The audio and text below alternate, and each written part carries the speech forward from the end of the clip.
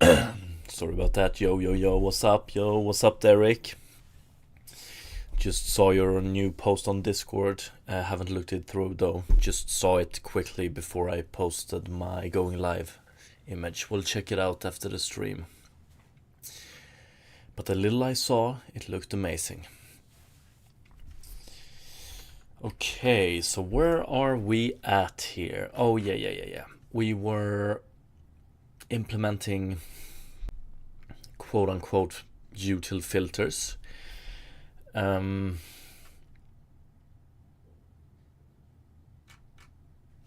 I'm not entirely sure this is the approach or like the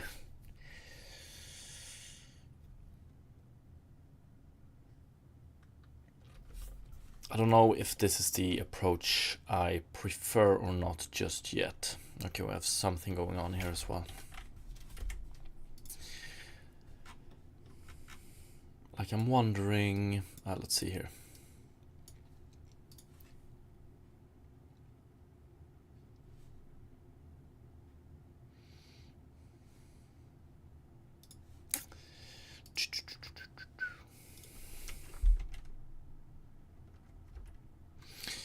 Okay, we have fucked up, or I have fucked up in some way.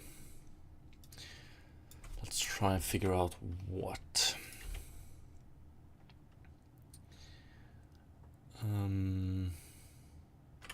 Terrain procedural water. Yes, we have uncommented all of this and we just do this instead. Okay. Average color outline dependent filter. Yes.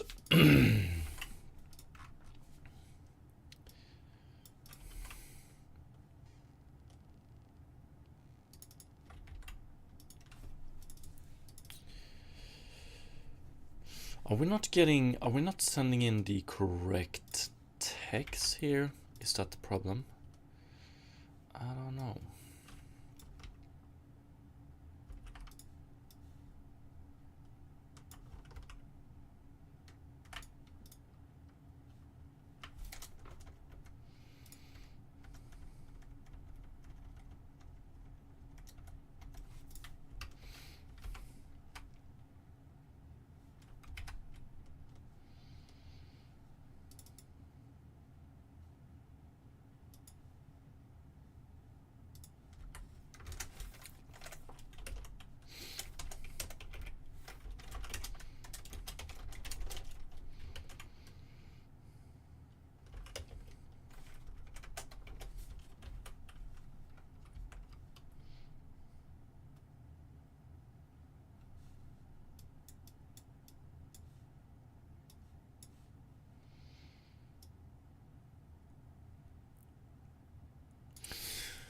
Okay, great. So what is the difference between this, and whatever we do in here? What am I missing? Oh yeah, we just do accumulated color min 1 count. That's true.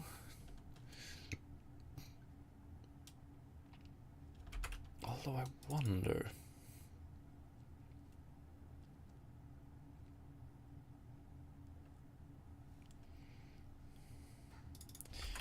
We send in pixel depth.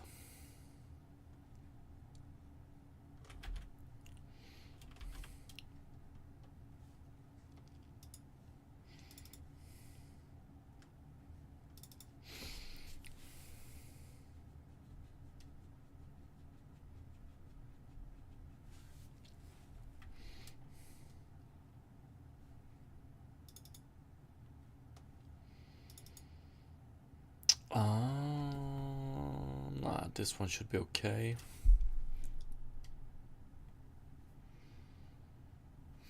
UV center, yeah.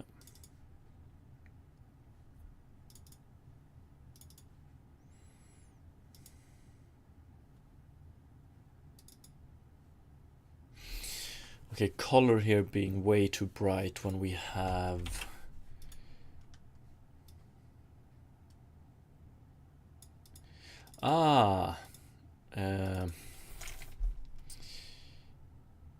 not min, but max.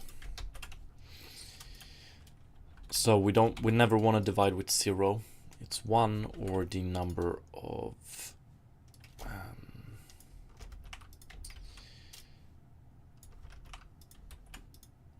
of samples.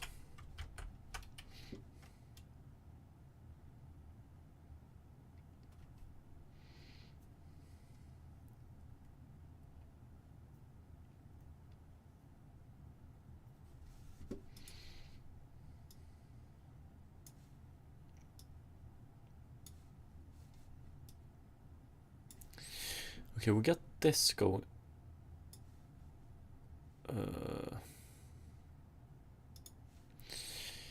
I'm a little bit perplexed by this, whatever this is.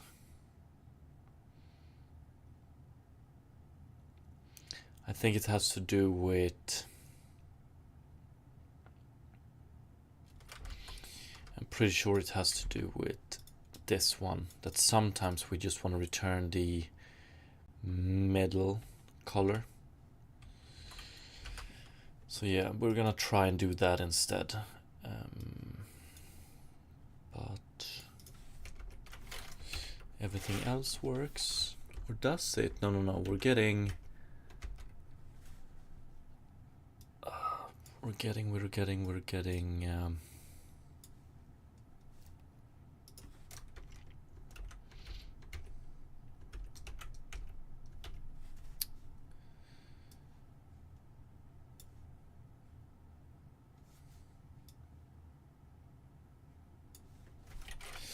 okay, so the bigger the kernel size, the more we get moved in the X and Y direction. I wonder why that is. Texture sample, we do UV here, plus X times textile size, plus Y textile size. Y goes from minus to positive. Max filter size is 4. Yes, 4 too small.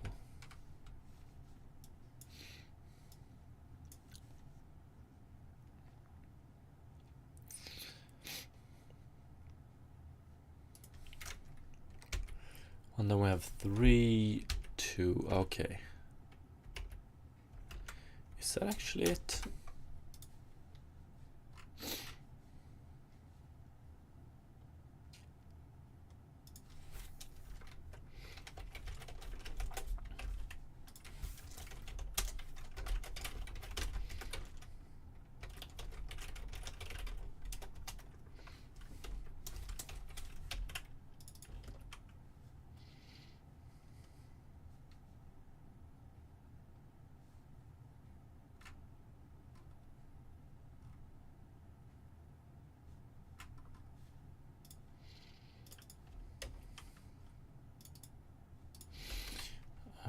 Okay.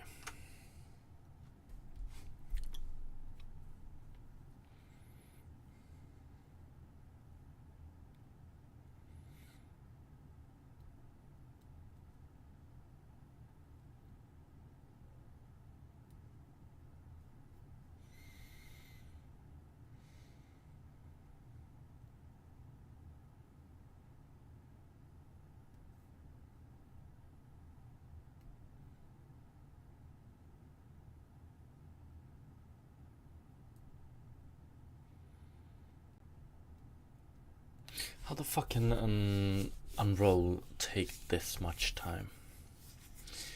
I don't get it.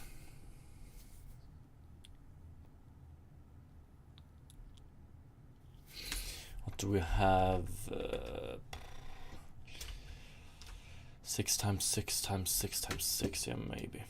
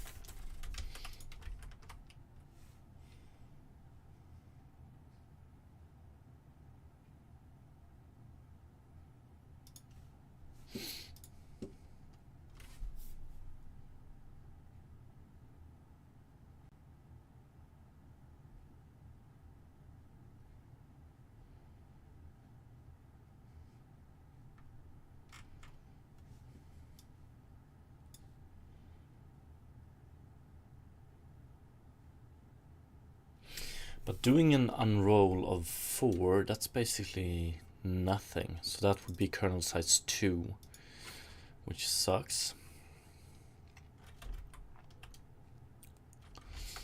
I don't understand why this is taking so much time.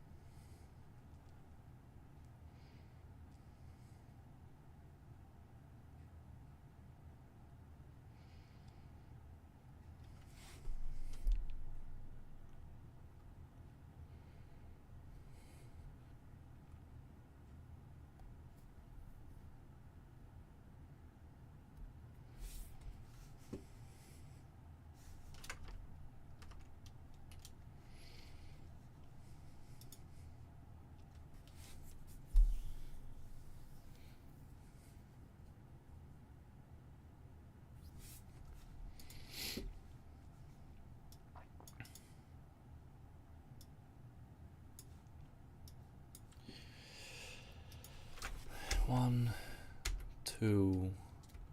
Okay, so on 2 we're getting a...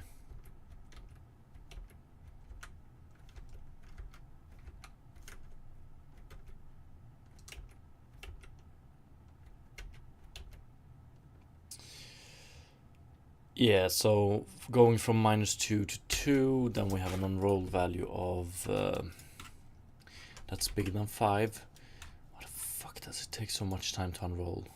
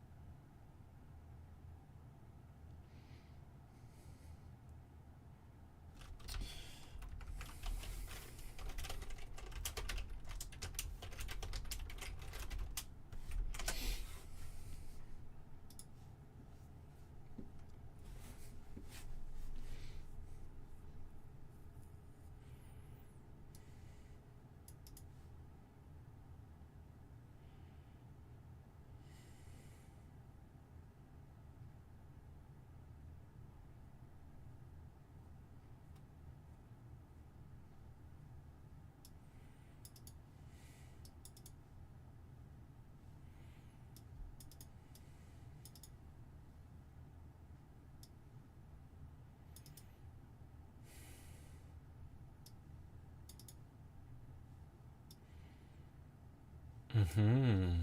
Mm-hmm. Mm-hmm.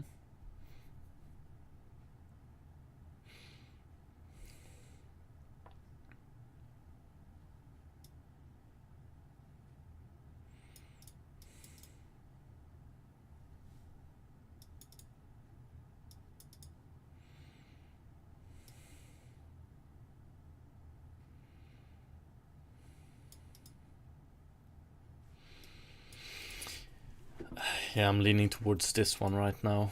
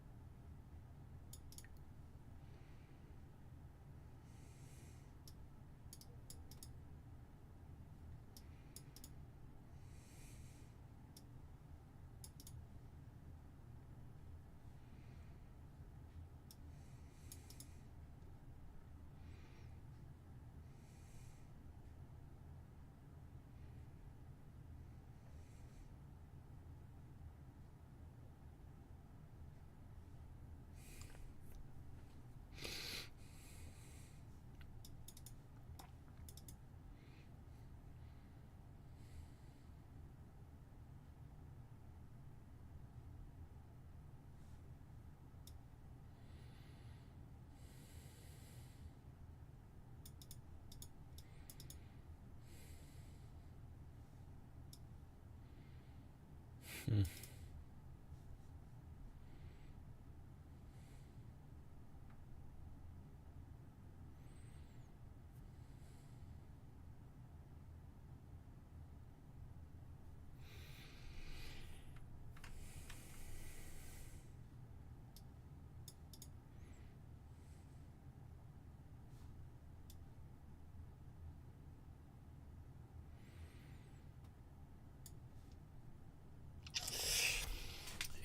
excluding because of this. We're gonna have to put it in a note, but then I wonder.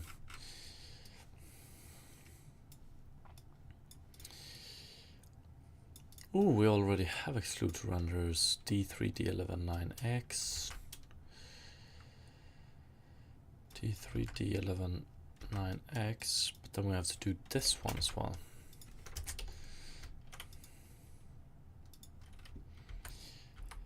Let's see if it takes as much time, but then we wanna... Okay, we might see a crash here though.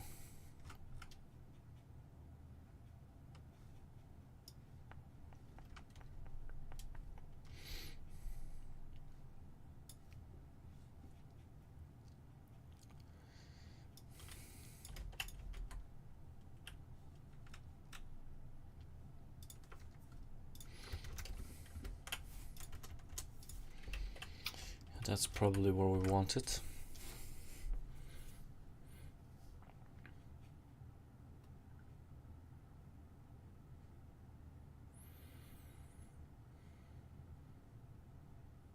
I don't know if I dare unrolling it though. If we unroll it, we might get... Ah, fuck it, let's try it.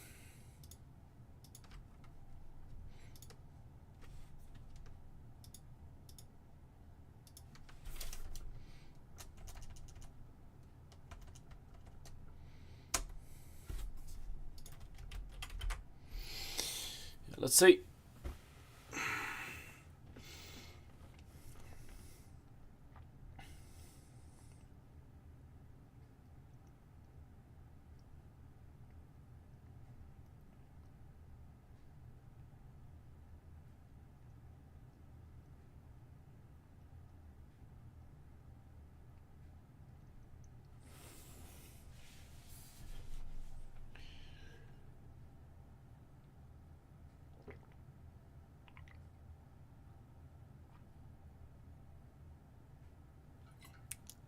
Okay, I guess we still have problems unrolling the loops for some reason.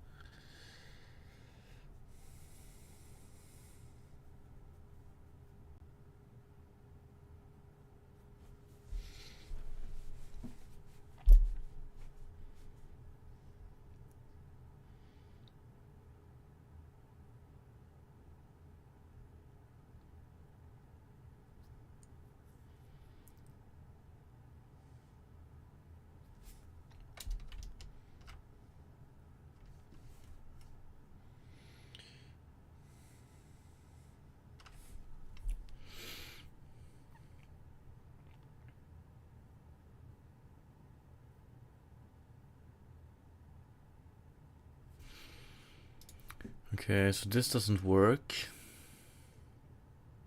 Transparent blur box, terrain procedural water.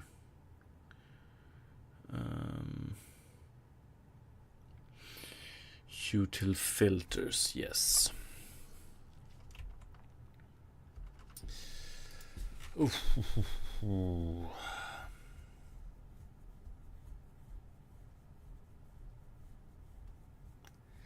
628 unrolls. Is that actually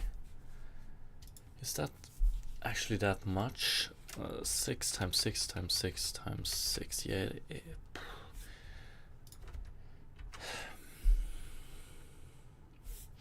Okay, if we try the opposite then, and we try, we force loop.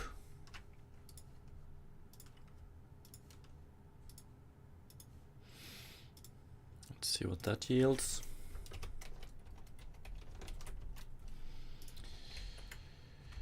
If we have that possibility. Are you kidding me? Jesus. Okay, so that works. That's nice.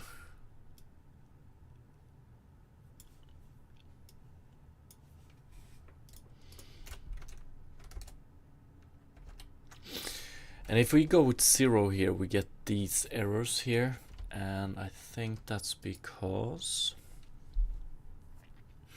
So we have 0 here and 0 here. We don't do anything here. We do accumulated color is 0, 0, 0 divided by 1. Although this doesn't really... Yeah, it's probably black. So I guess what we want to do here instead is return accumulated color. And then we do... I wonder if we can do... If count is bigger than 0, return accumulated color divided by count. Otherwise, sample this one at UV center. We're gonna do 2 of this sample then. Unfortunately, but whatever.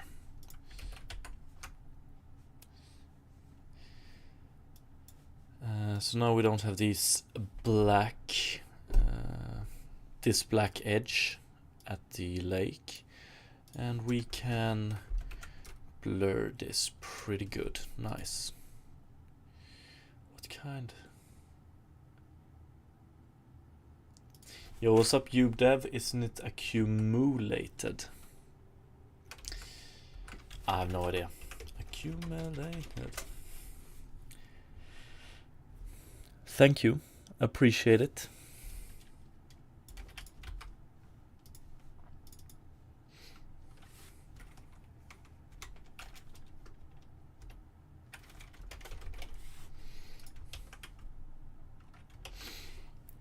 You learn something new every day.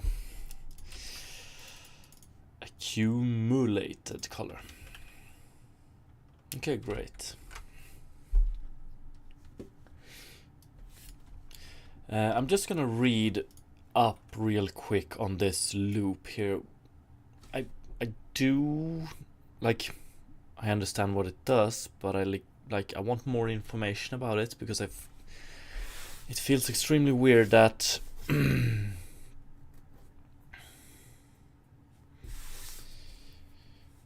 not having it pretty much results in a crash.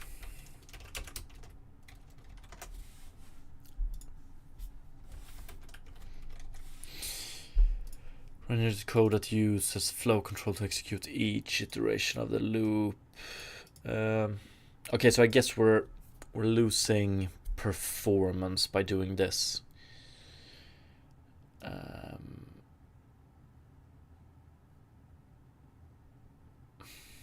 I guess.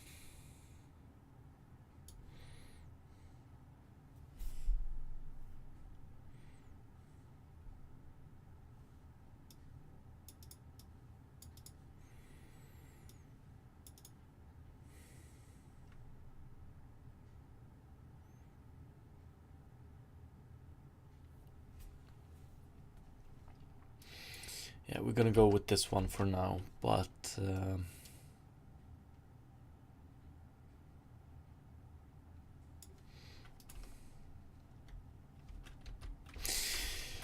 the annoying part is that if we take the water, for instance, this one, or more specifically the kernel size here, this one is going to be extremely dynamic, because I have this idea that the bigger the depth, the more we blur.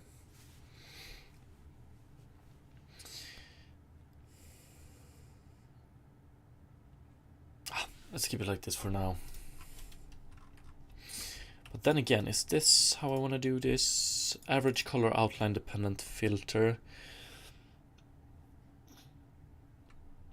Or I'm wondering if we should name it average color filter outline dependent.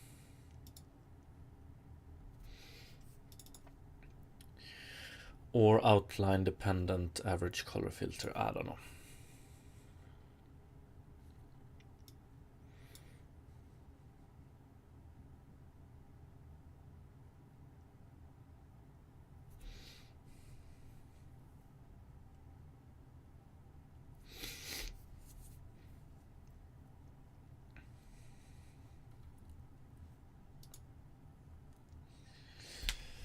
So terrain procedural water.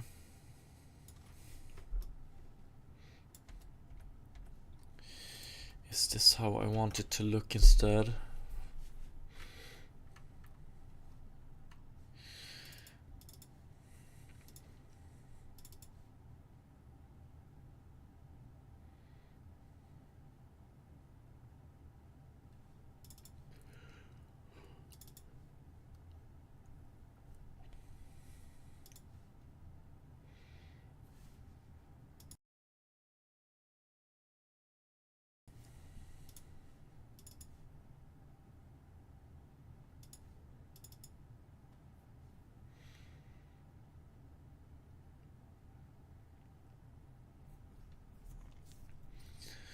I'm wondering if I want to have this in a separate method as well. Blend source alpha minus. Okay, final color.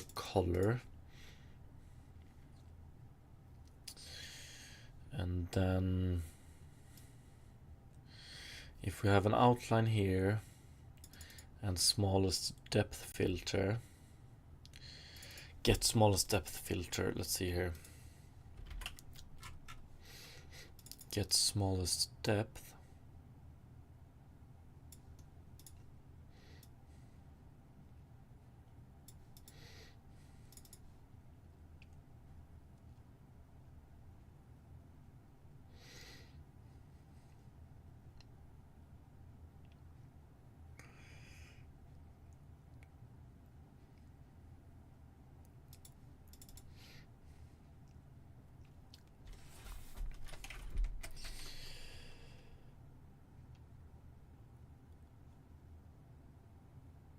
Get smallest depth filter. Get smallest depth is probably a better name.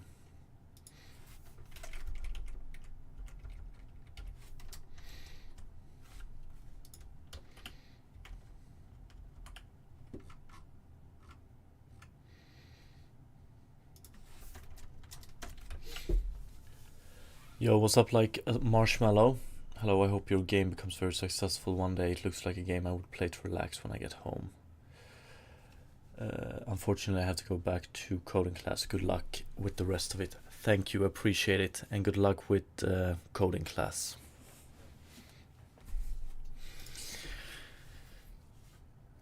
I'm gonna do everything I can to finish this game, and hopefully the end product will be a good one.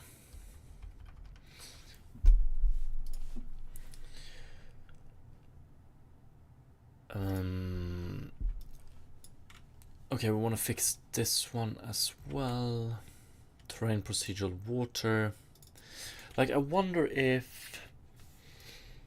What are we actually doing here? We're pretty much like reconstructing outlines.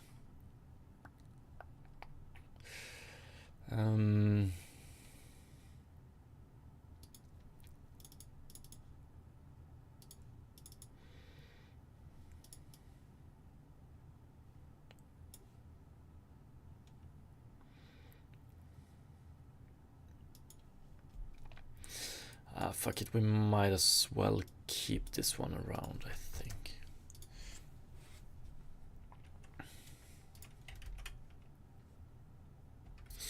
Yeah, maybe this is good. And in transparent blur box, we also want to do this one.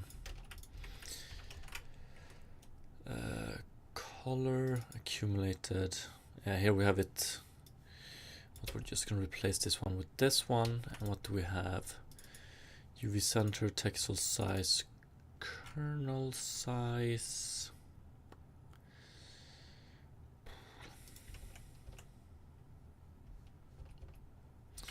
Kernel size, rendered colors. Default blur level, pixel depth.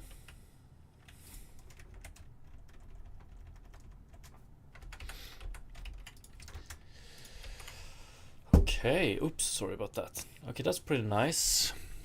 We do UV center and texel size. Yeah, we're gonna put these on top as well. We're gonna put these.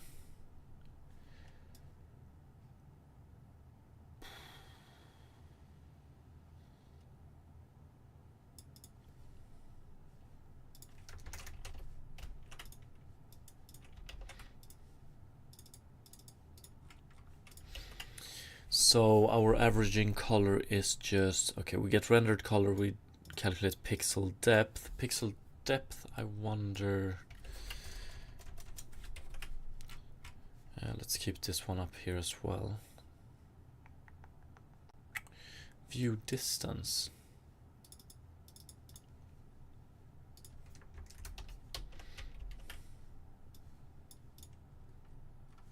Okay, nice. Yo, what's up, Techify? How's the game coming along? Haven't had this live on my feed for a few weeks.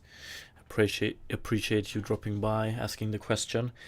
It's been a little bit on the slow burner this summer, but we're back doing 4 hours a day on weekdays, and we've been working on the water terraforming, and we have a pretty good water solver right now, and now we've started dipping our toes, no pun intended, into getting the water to look nice and pretty.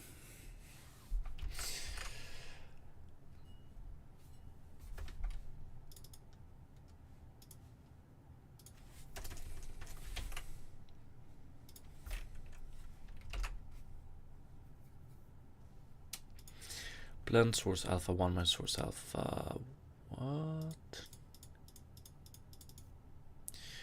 120, yes. Accumulated, yes. We want to go with color here. There we go. That was quick.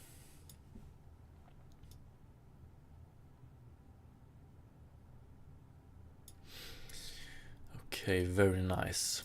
But once again, like, I would really prefer if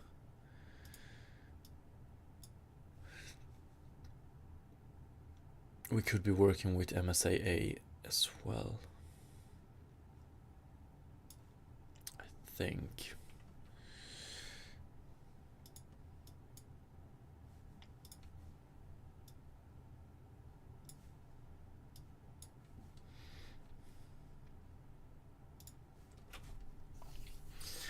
But okay, we have a beautiful blur going on here, and I think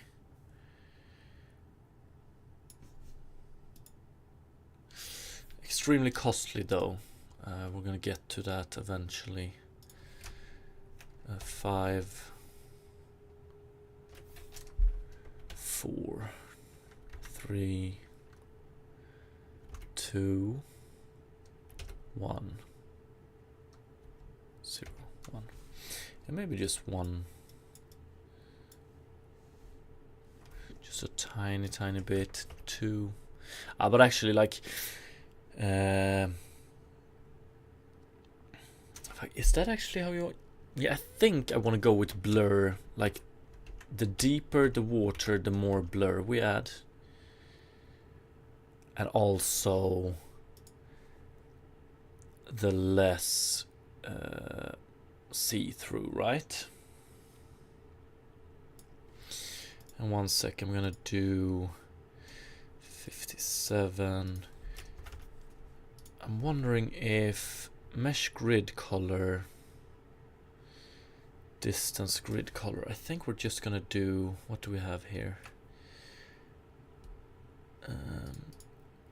RGB 48 169, 48 169, 48 169, 73 179, 40.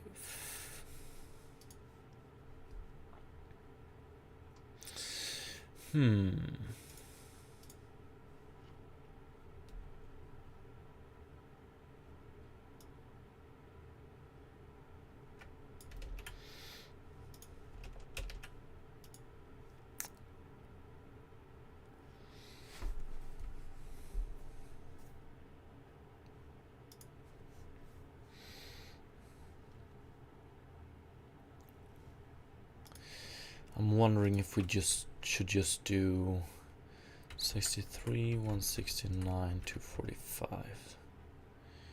Yeah, maybe. So we do... Okay, we do this instead.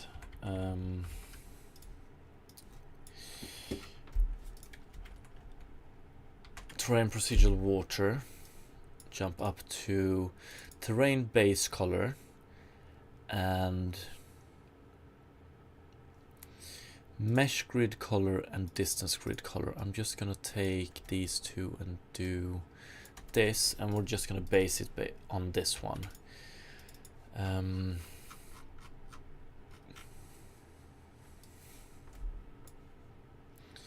Let's remove that one and that one, and then we do terrain base color.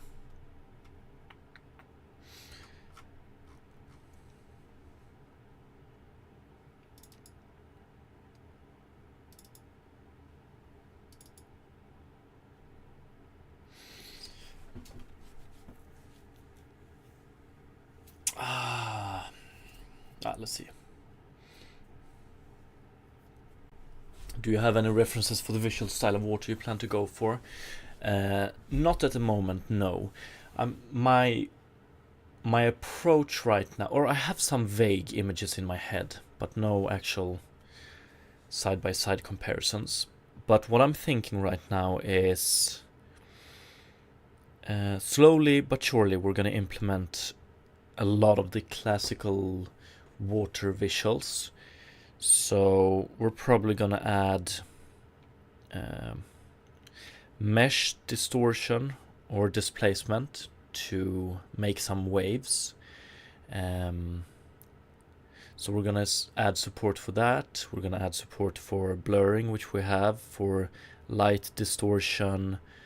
We're going to add all the classical water shader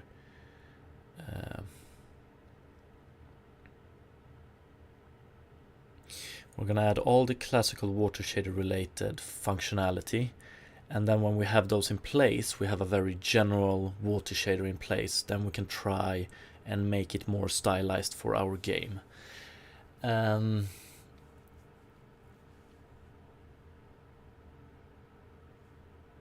It's not going to be the quickest way, but I think it's going to be the way that gives us the most, and me the most, like in knowledge. But we're also going to have a lot of different water in this game. So like I said, we're going to have rivers and lakes. The lakes can be extremely big, and then I'm also planning on, we might even have an ocean at certain positions. So the more generic I can make the shader,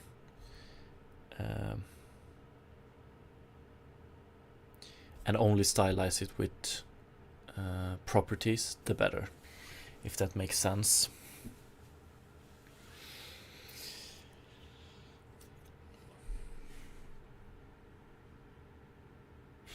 What I'm trying to say in too many words, I think, is that we're going to have a lot of different... we're going to have water that looks widely different. So I want to make sure I understand everything, and the best case scenario, have a very broad shader that can produce a lot of different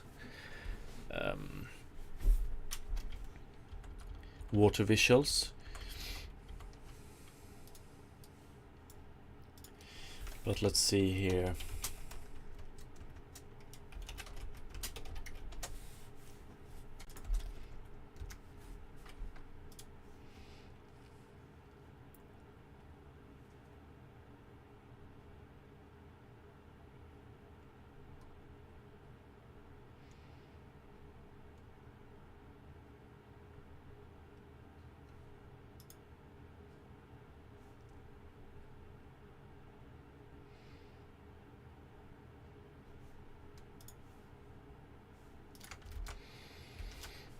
We're gonna see what we can get.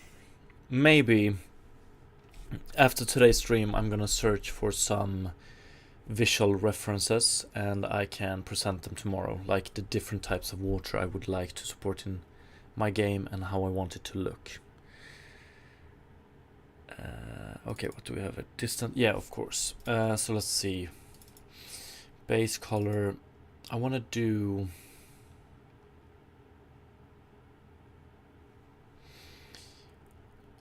a distance grid color, mesh grid color.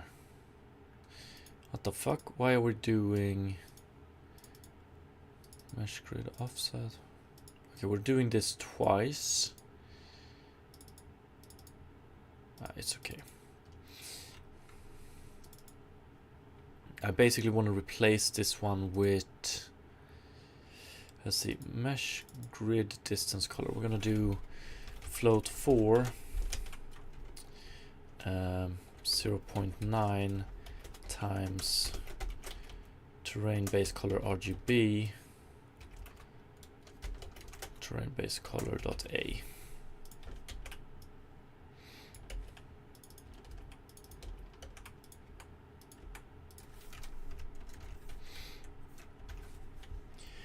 Yo, what's up, you Levy?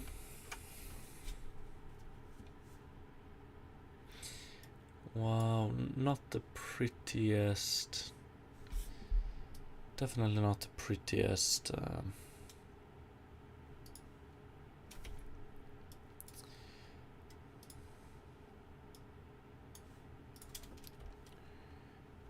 Is this actually what?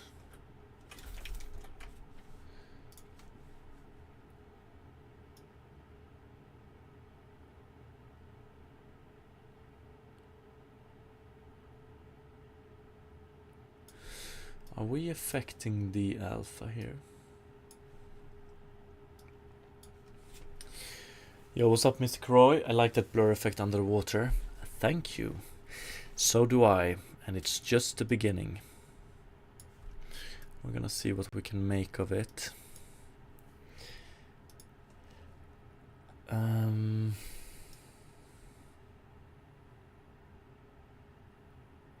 Okay, 0.8 might be a bit too much. Let's go 0.95, 0.9.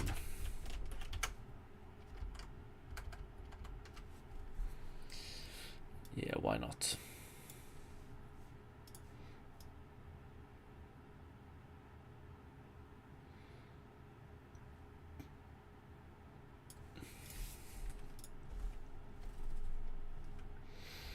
And it's not that visible, honestly.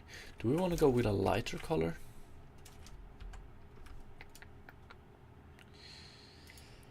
What if we do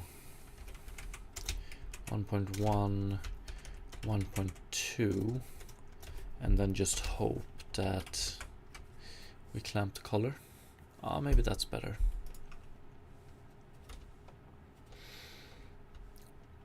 It's just for a temporary grid on the water, so we know. So if we need to, we can easily check distances and grid values and stuff like that.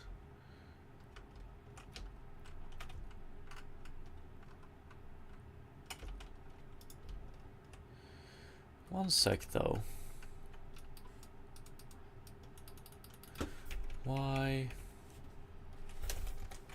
have I screwed up?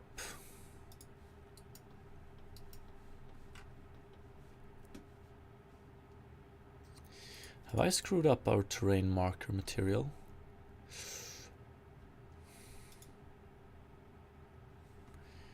It's not visible currently.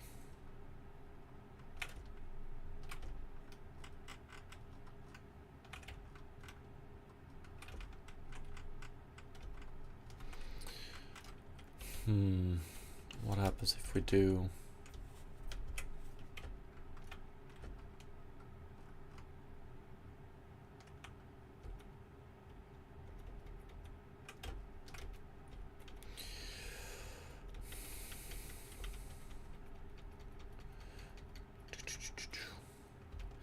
Okay, we can actually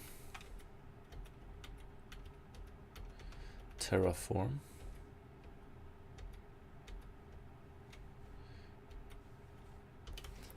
But I don't see the marker.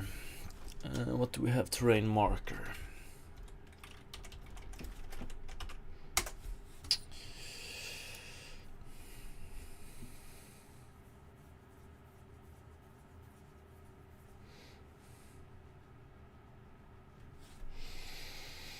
Mr. Croy, oh, this is nice. Yeah, we're gonna have a lot of different terraforming in place. It's gonna be very nice. But why isn't my marker showing up? Very annoying. I remember mistakenly changing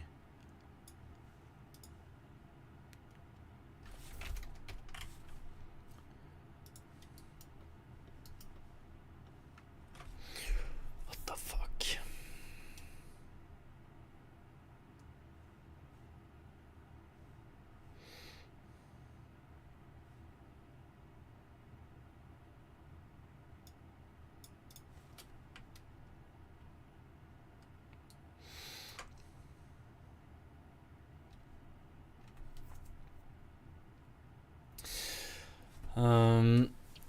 Nah, unfortunately, unfortunately, it's what I've been growing used to. But so Y is up and down in Unity, and Z is, I think it's often referred to as right or left.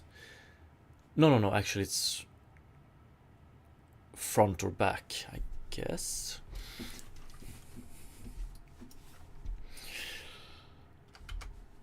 But let's see here. We don't terrain marker. We don't get anything here. That's very weird. Grid alpha. Let's go with 1 here. Let's see if that's the case.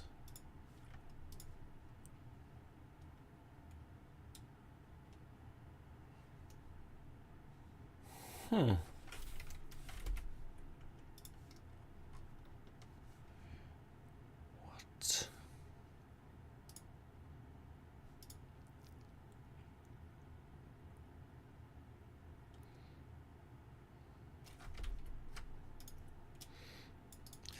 Grid value.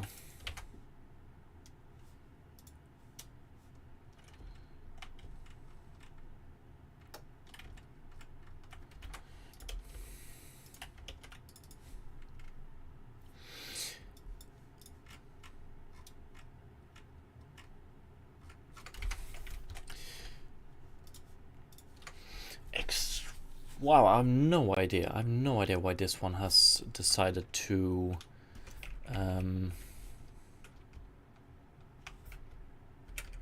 disappear.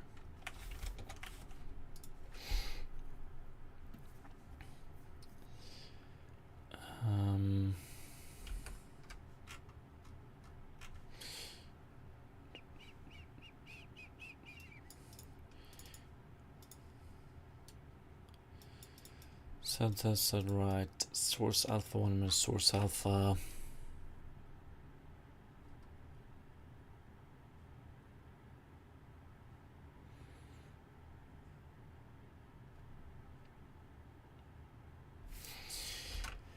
Now we have terrain marker material here.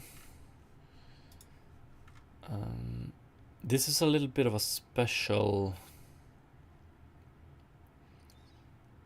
material because we let's just do, what happens if we do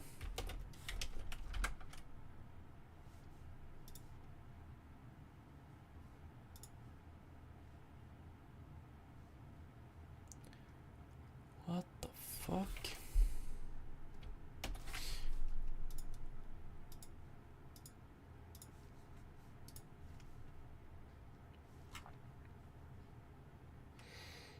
And if we do,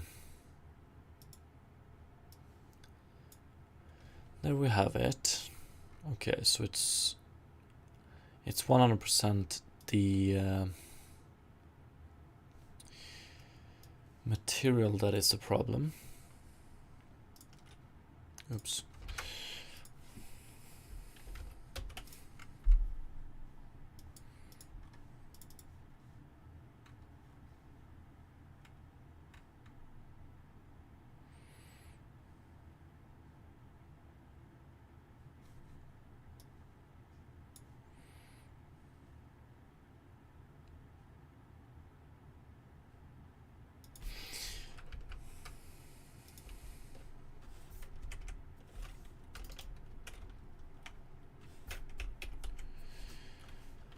The weirdest part is if we just do return float for 1111.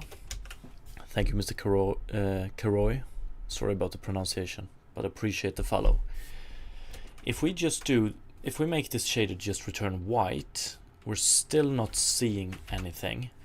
So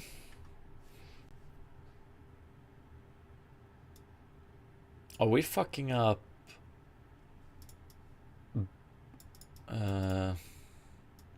Is the SED testing wrong here? I think it is. SED test off.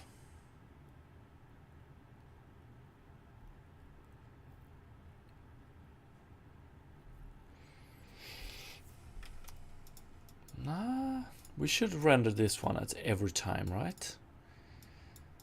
We don't do any SED testing.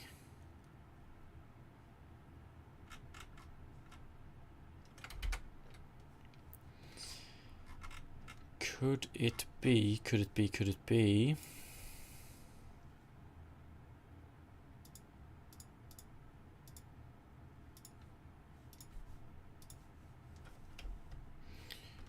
Okay, there we have it.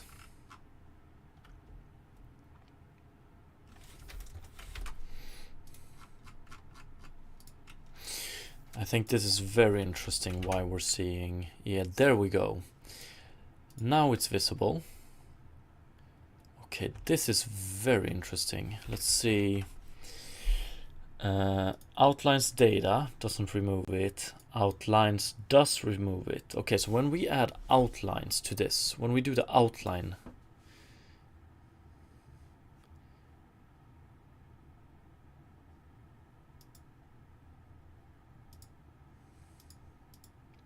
so when we do the outline pass, we remove this one for some reason. And why?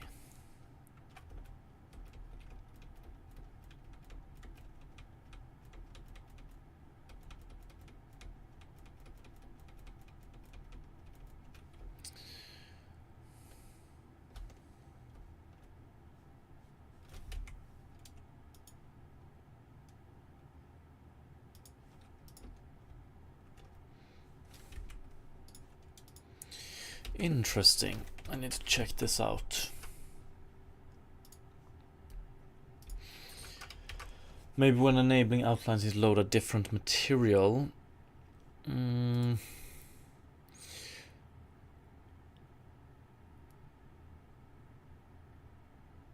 we have the same material. I think like our outline, the outline filter or outline render feature, it's a post-processing effect, and it seems that it fucks something up. And I think I know what. I think it has to do with, let's see here, outline, or actually scene color effect. One sec.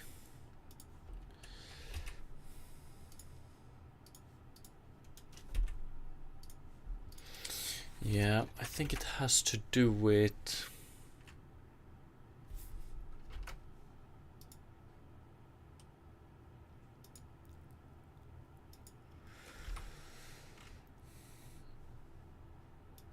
so we take whatever we have in the camera color, so what we're about to put out to the screen, we put it in temporary buffer. We take this one, put it into rendered colors target handle using the outline material.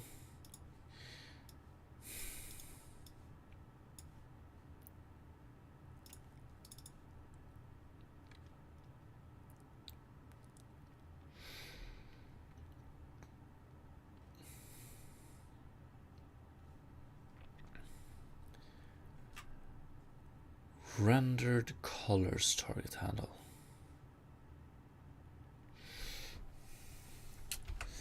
Let's see here. Frame debug enable.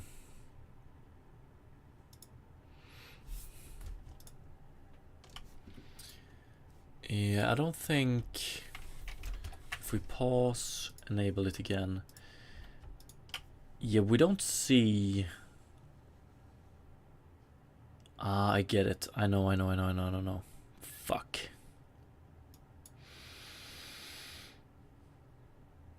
Okay. The problem is that in our outlines right now, we rely on we rely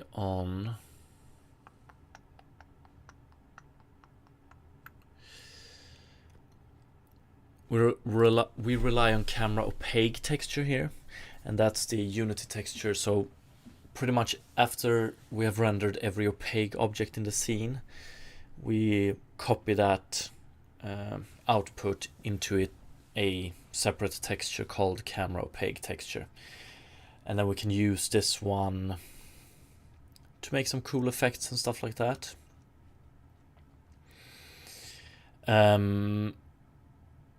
This one does not include transparent objects, so our terrain marker isn't actually included in this texture, and that's why we're not seeing it.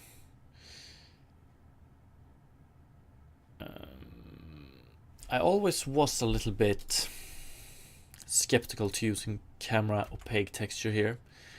What I would like to be able to use instead is like this one. We want to add this, we want to use the source, but we can't. Scriptable render path, let's see here. Access source texture in Blit.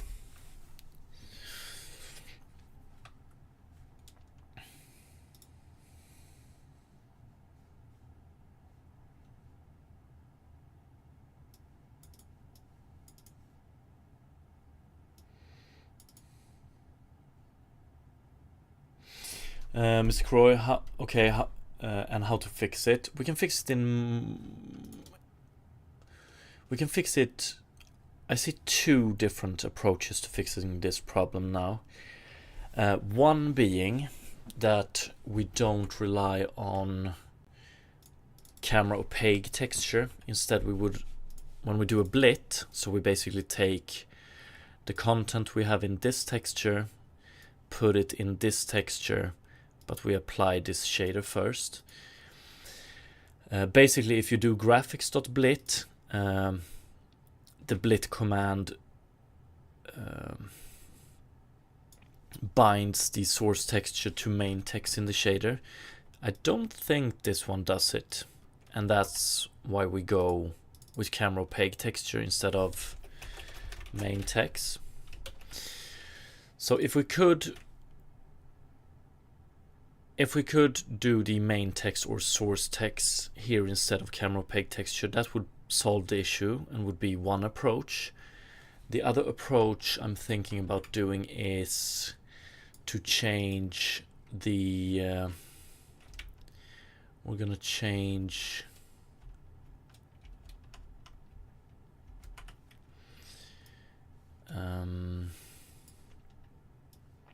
so pretty much if we, this is the terrain marker shader, so we just set light mode scene color dependent object path here. That means that we're now going to render this object after we have rendered the outlines. So I think just by doing this, I think we can actually see now it's fixed, right?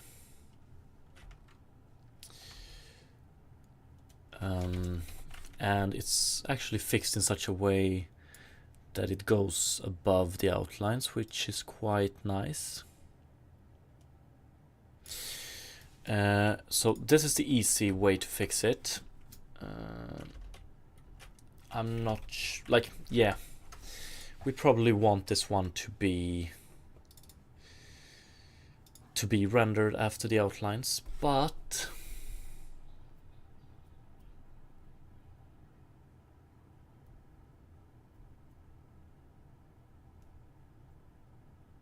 I just need to create an issue, because I think right now I have a render feature called render scene color dependent objects, and we just render transparent objects or certain transparent objects after everything else is rendered. I don't think we need a custom pass like this. The only thing we need to do is that we put outlines, that we put these two before rendering transparents. I'm pretty sure.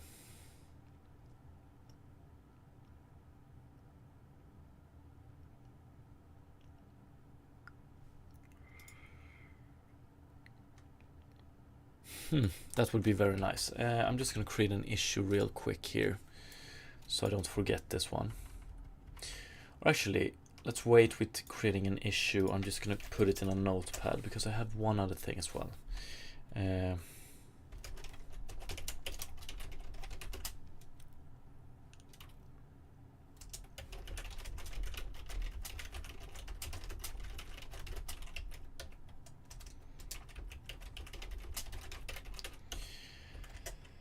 And what was the second thing I wanted to make into an issue?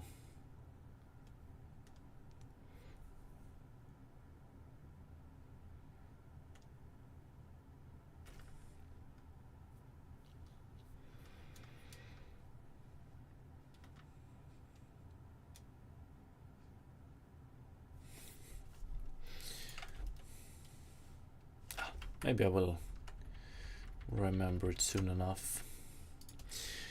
Okay, so this is the first fix. It fixes it, but I'm still not, like, I'm happy with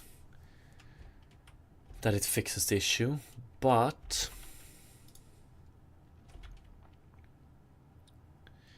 I still think it's a bad decision to work with camera opaque texture here. So let's see.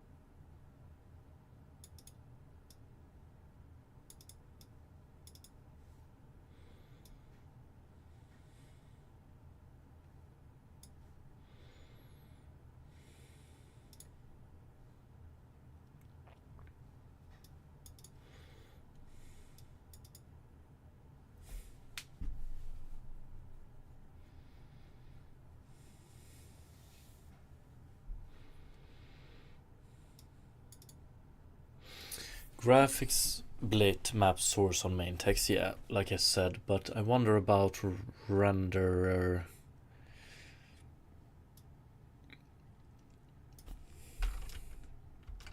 I'm wondering about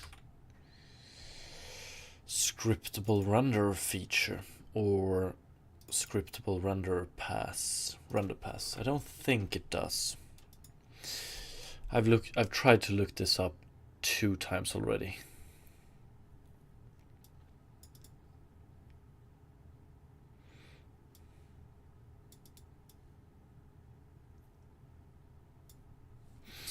Yeah, so this is what we could do. Or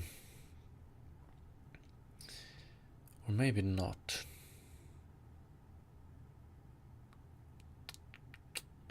No, actually, we're gonna rely on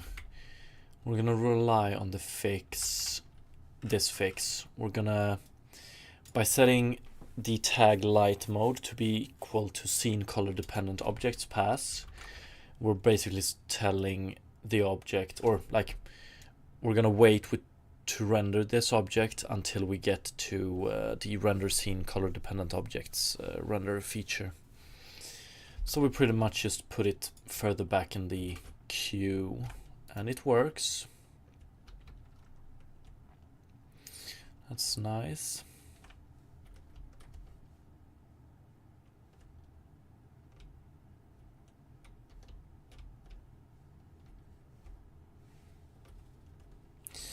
Okay.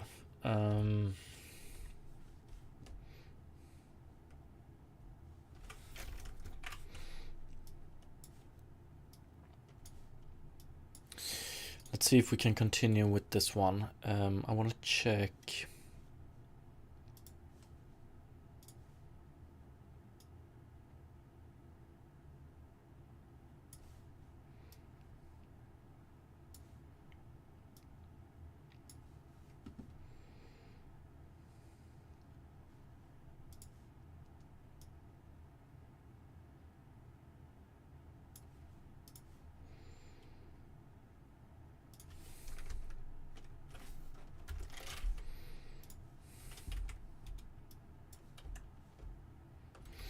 Okay, I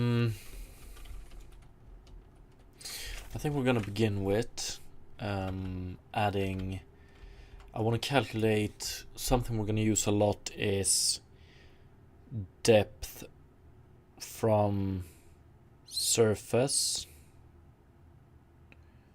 from the surface of the water to the underlying terrain. And we pretty much have everything we need already, I think. We have pixel depth, so this is the depth in view space from the camera to the water surface. And then we have something like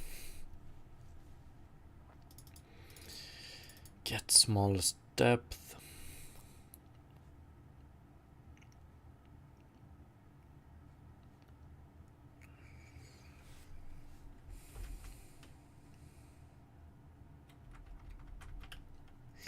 Yeah, then we basically want to do this, not smallest, but this one.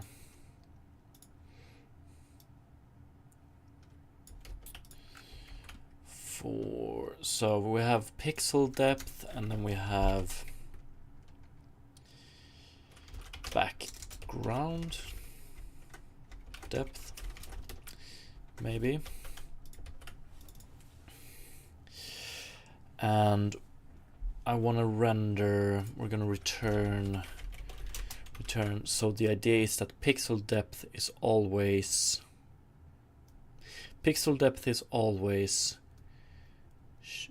smaller than background depth. So we do background depth minus pixel depth.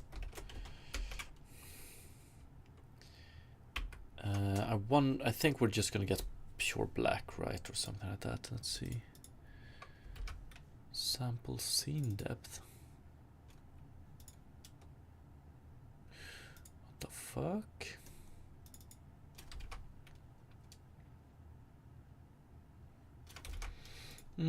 UV center.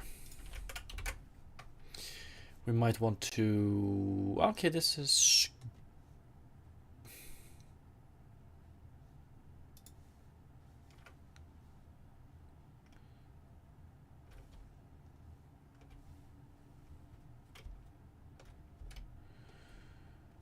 I think this is good. I'm a little bit,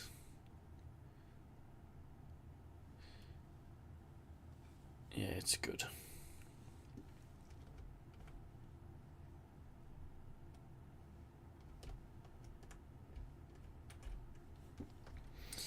This we can do a lot wet.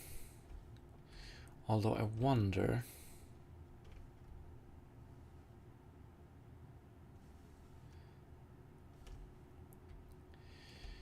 if we want it to be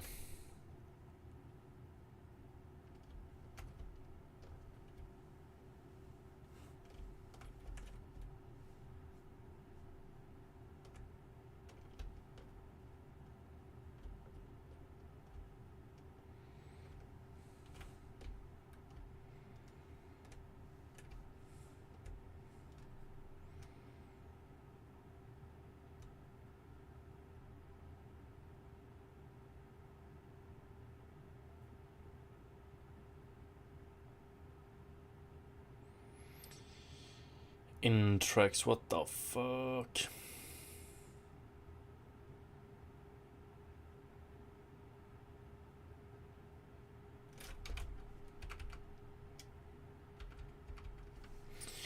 I'm gonna assume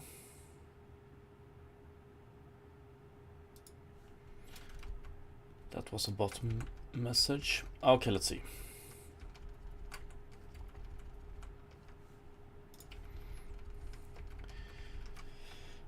I wonder if, so now the depth here is based on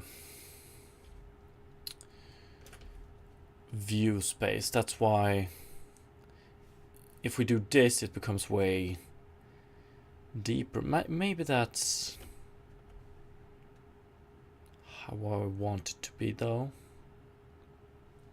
Yeah, I just want to try real quick. We're gonna do a lot of experimentation while we change the visuals of this water. Intrex, okay, yeah, I wish you well as well.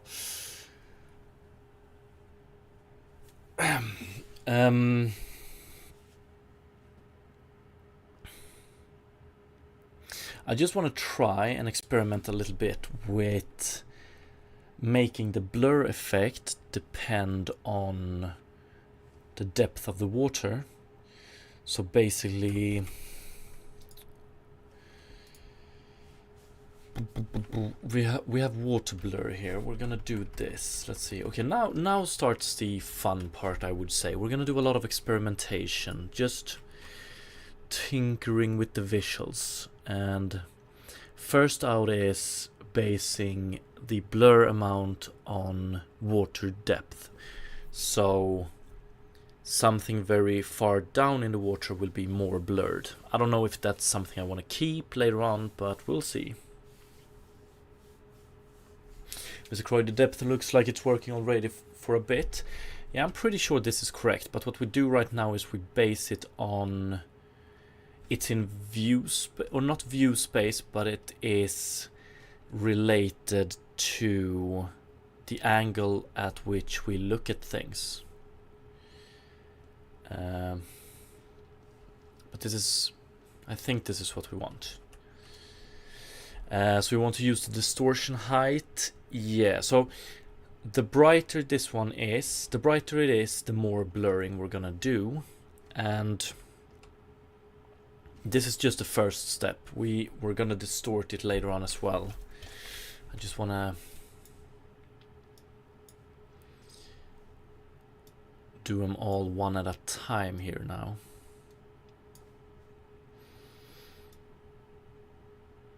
So what we're gonna do here is we're gonna save where do we have it? Return. We're gonna save this one instead of returning it, and we're gonna save it to depth, or not, yeah, depth. Let's see, water depth distance, and I'm actually gonna put a VS at the end here for view space. It's not, fuck, is it views? It's view space, I think.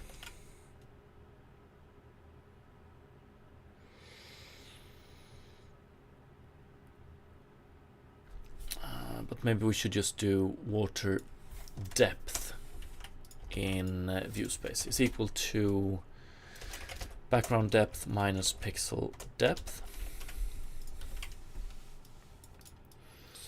And then we do this. Water blur.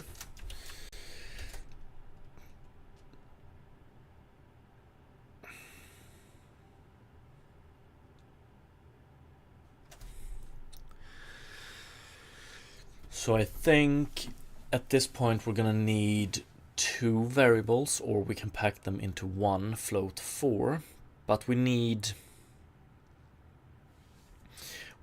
minimum blur amount, or minimum kernel size, and maximum kernel size.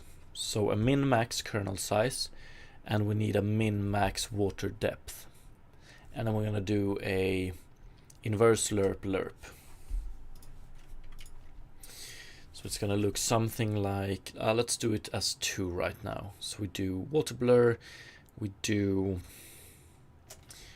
water blur kernel size bounce. Water blur kernel size bounce. Float 4, I suppose.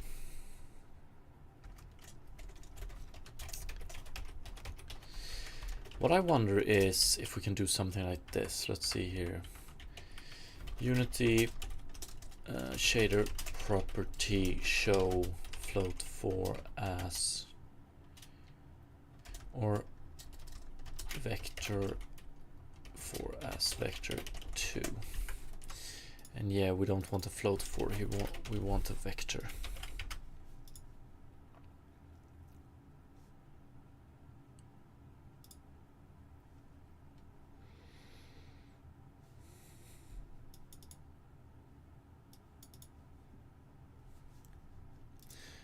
Let's see here, shader properties. What is the name for these? Visuals.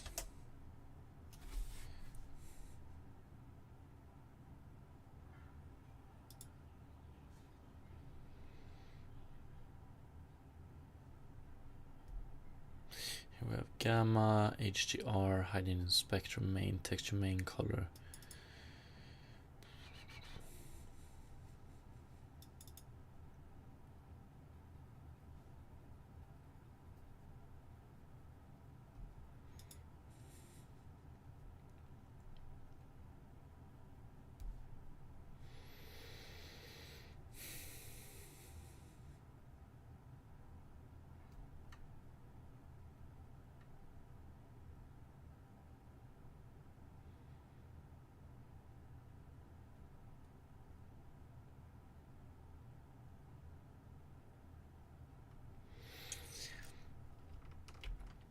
Fuck it, let's keep it like this for now. So we're just gonna have 4 values, but water blur kernel size bounce, water blur distance, or water blur water depth bounce.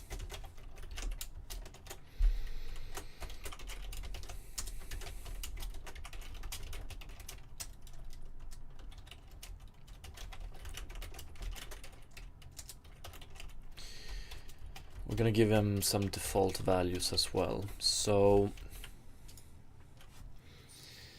water blur kernel size bounce, we're gonna start with 0 and I don't know, 4 maybe.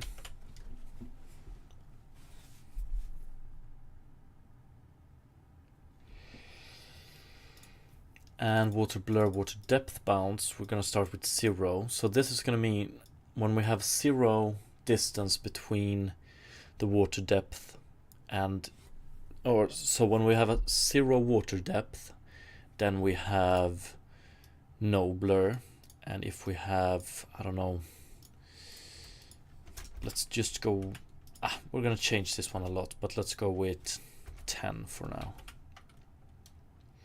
So now we have these two. I'm just gonna take them and we're gonna move them down to here.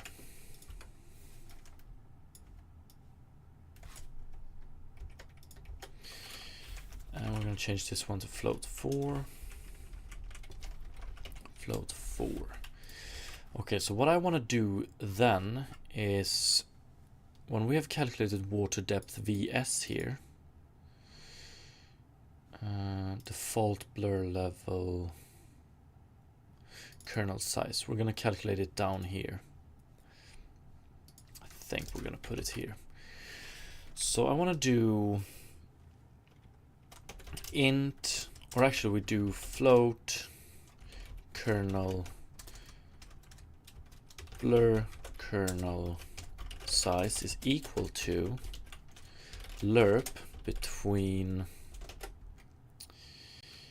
something but water blur kernel size bounds dot x, water blur kernel size bounds dot y, and our t parameter here is actually going to be a inverse lerp. Fuck, I can never remember if I need to clamp this one myself or not, and yes, we need to clamp it ourselves.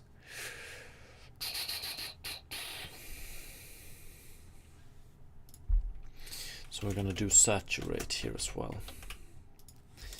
And when we do the inverse lerp, we want to do it between water blur water depth bound dot x, water blur water depth bounds dot y, and our t here is, or our value, the one we want to inverse lerp, is water depth vs, I think. And then we take this blur kernel size and we put it, we replace this one. Let's see what we have. And of course we also want to remove this one. I guess it's gonna be hard to see. We don't have that deep of a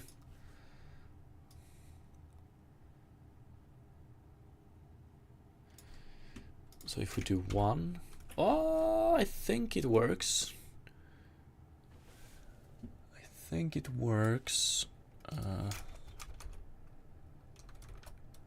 Or does it?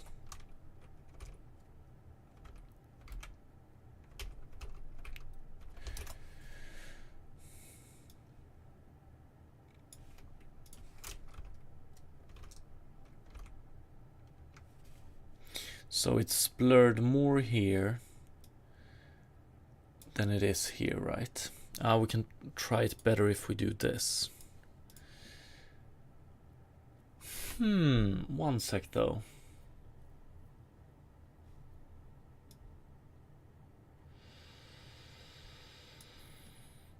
That's not good.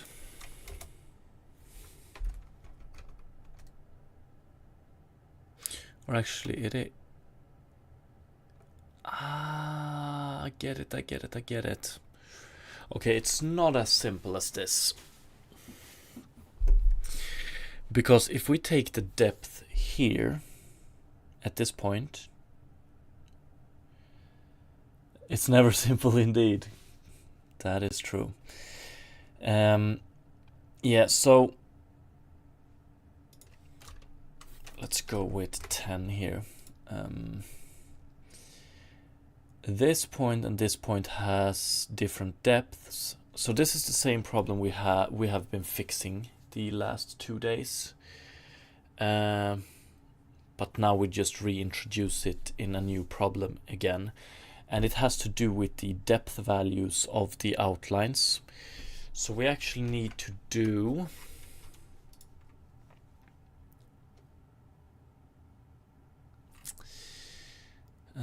when we do background depth here, we need to check if it's a background depth. Yeah, we can't do it like this. Instead, we need to do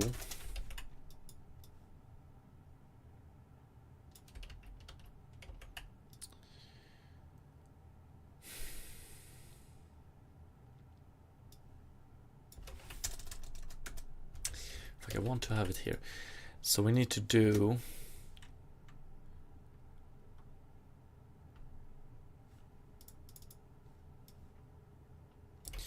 we're gonna put rendered color up here as well. So what we need to do is so water depth vs, it's more gonna be equal to if rendered color dot alpha is bigger than 0, that means that we have an outline.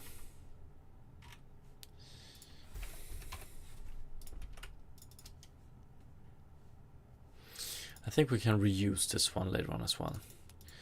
So if it's bigger than 0, then we don't want to do or actually, it's gonna be like this.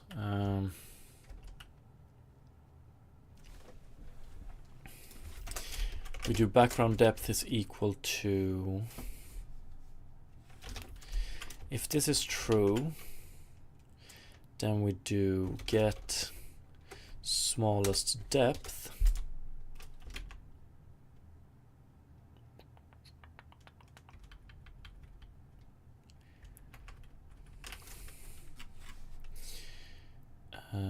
UV center texel size kernel size. UV center texel size and outlines kernel size. So basically, do we have an outline here? If so, get the smallest depth in of all its neighbors. And if not, that's when we do this one. And just to make this look a little bit nicer, I guess we can do put this one on its own line and this one on its own line. So we do this. So we have background depth here, and that should hopefully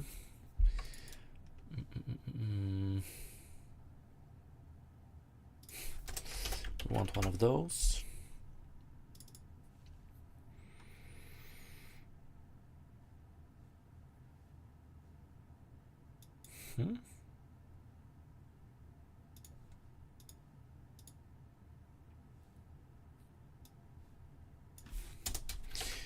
Why is it complaining about the question mark 223?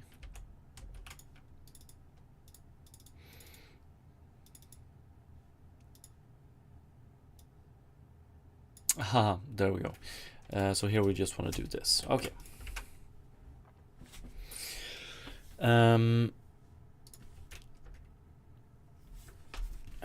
Now we don't get any blur here, but we do get, okay, no blur down here, too. Now we get blur here, but no blur here. And we can also see, are we still working with this artifact here? It looks like it, right? That's not good.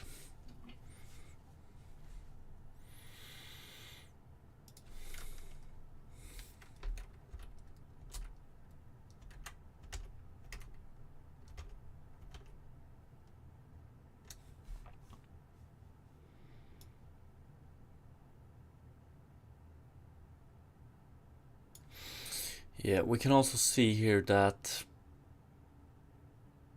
maybe it works pretty good when you look at it from a distance.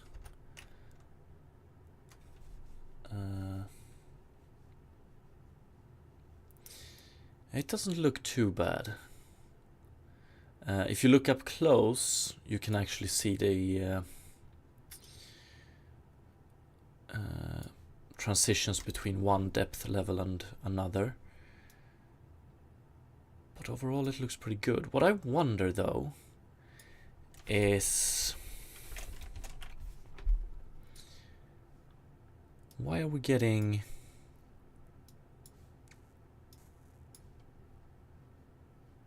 we're getting some artifacts I'm not entirely okay with.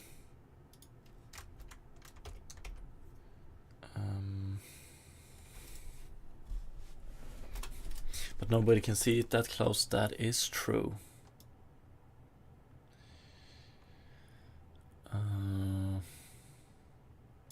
Yeah, that's true. But like, let me show you what I mean. We're gonna do this. Do we have some test flags here? Yeah, we have some test flags. So let's go with C this time around. So then we do water depth, and we do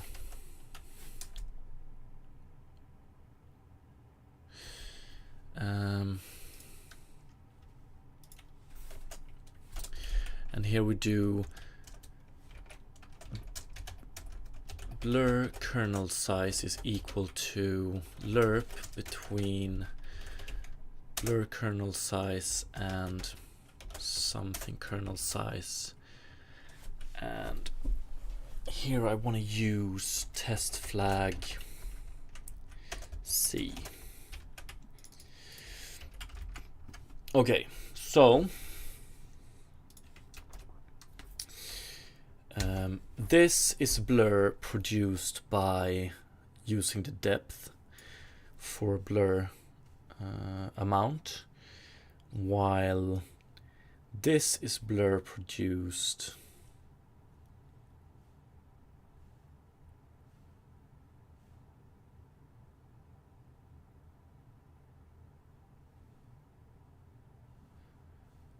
for using the old blur.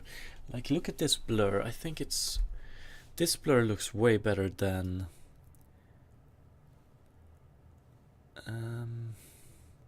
like, I'm just wondering why we're getting this shadow here, but we don't get it here. This one looks way better, yes. So yeah, we're not entirely in the clear here.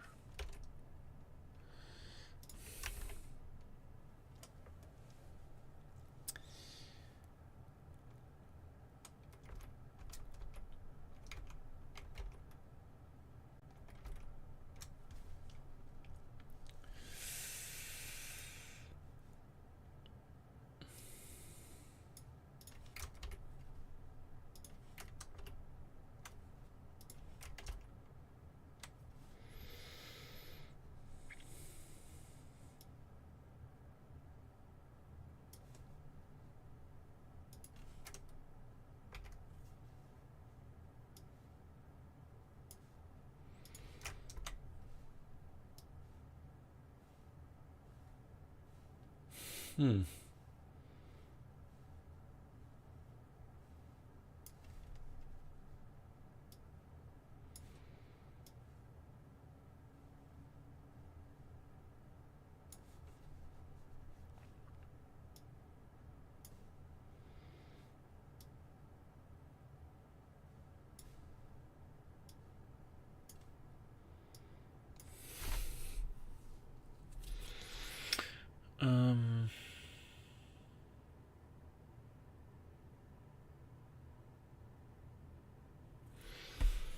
Yeah, I guess we're having yeah, okay, I get it. We're having problems, or what we think looks ugly, or what I think looks ugly, is the fact that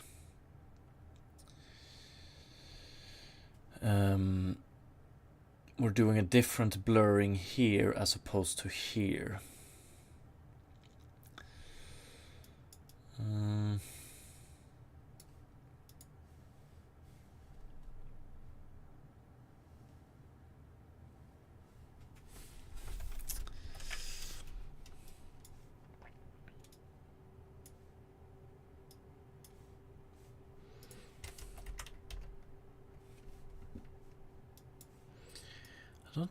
I still don't think it explains this one.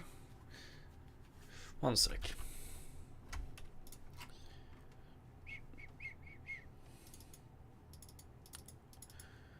Water depth VS.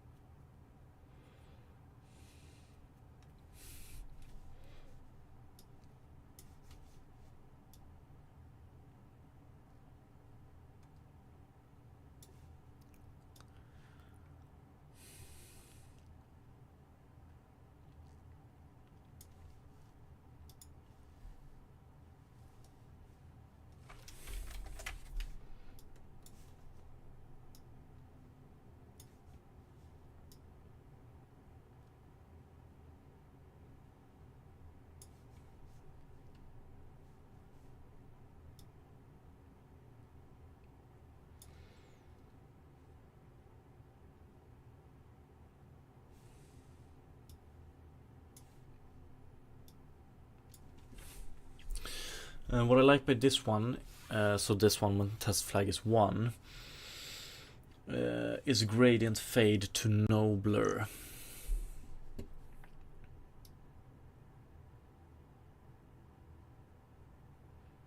Not really sure what you mean.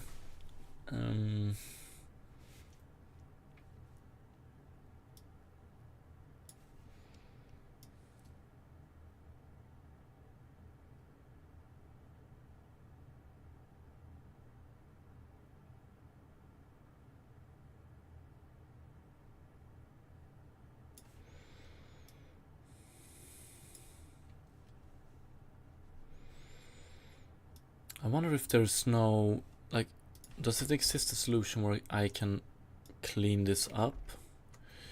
Would be pretty good.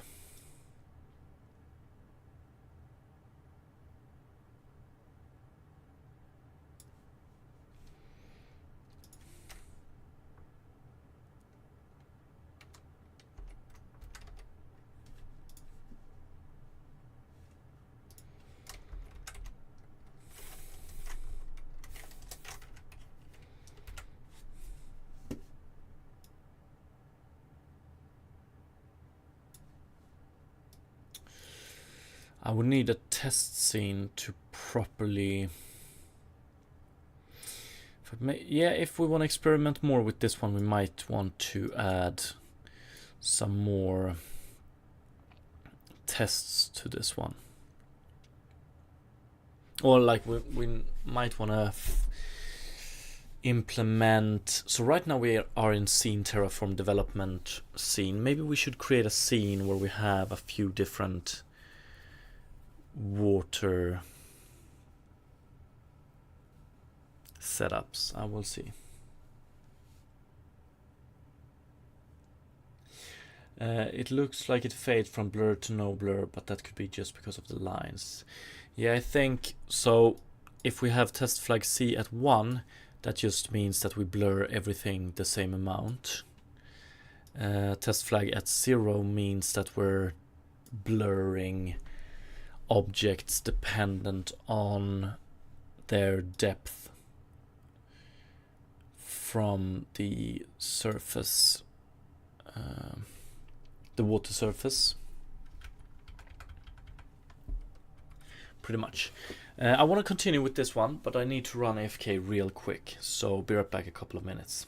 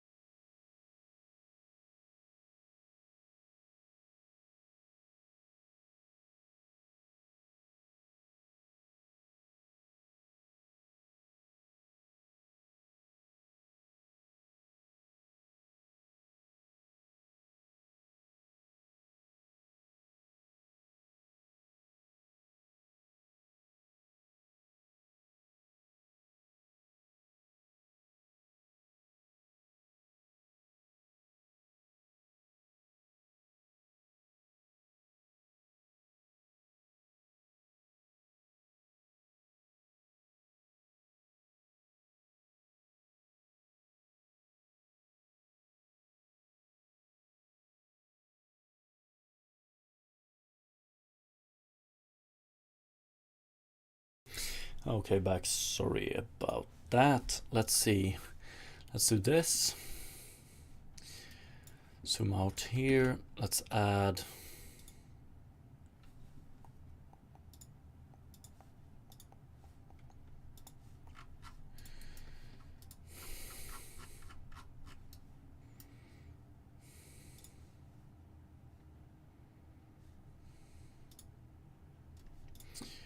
Let's add a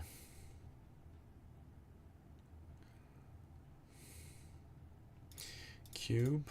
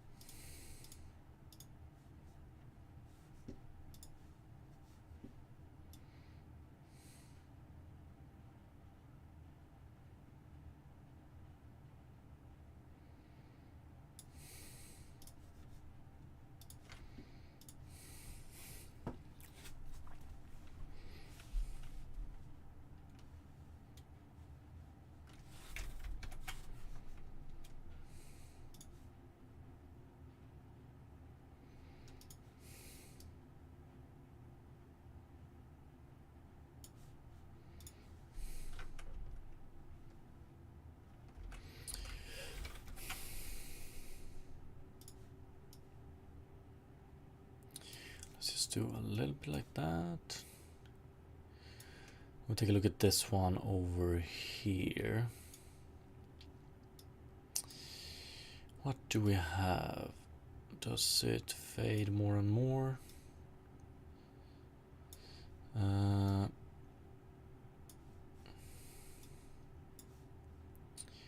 A little bit, but we want to do 4.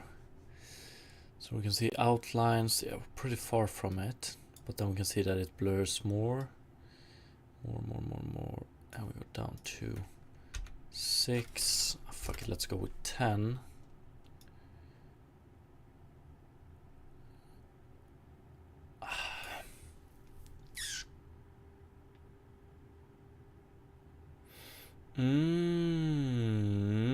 That's true.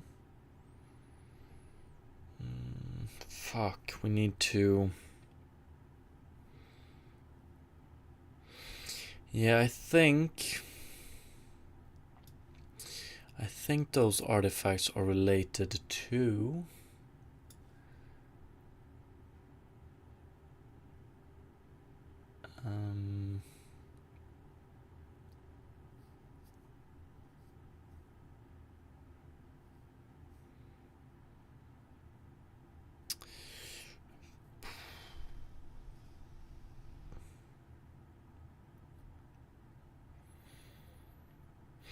Yeah, when we do the blurring, pixel depth.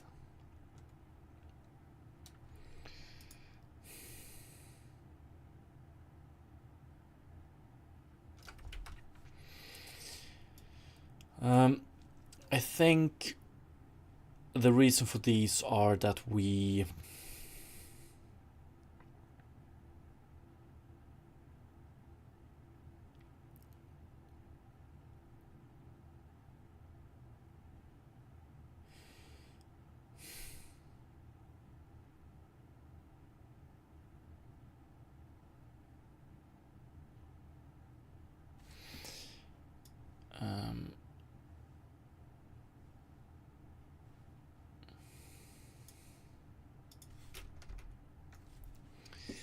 I think the reason for them are... What the fuck?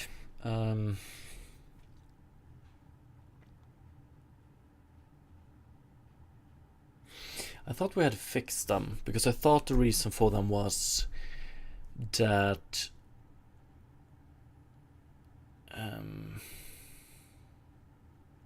it's 100% depth related. It's just we don't handle the depth for each element in the kernel the correct way, and that's why we get these artifacts. How would one like to handle this? If we're here and blur,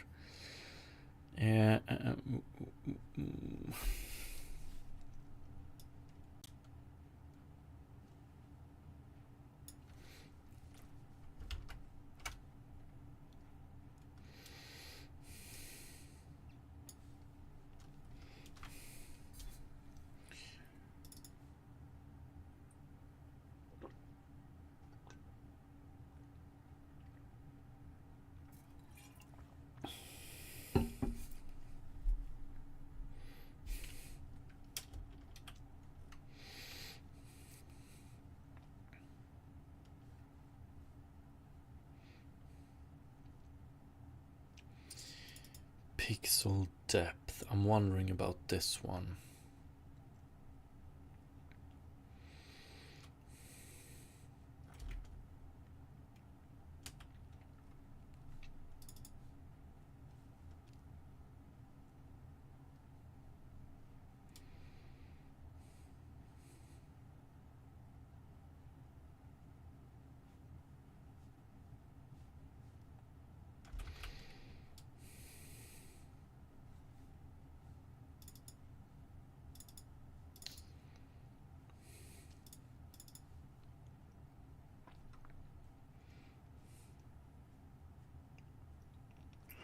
What happens if you do 0 instead of pixel depth? So if we do 0 here,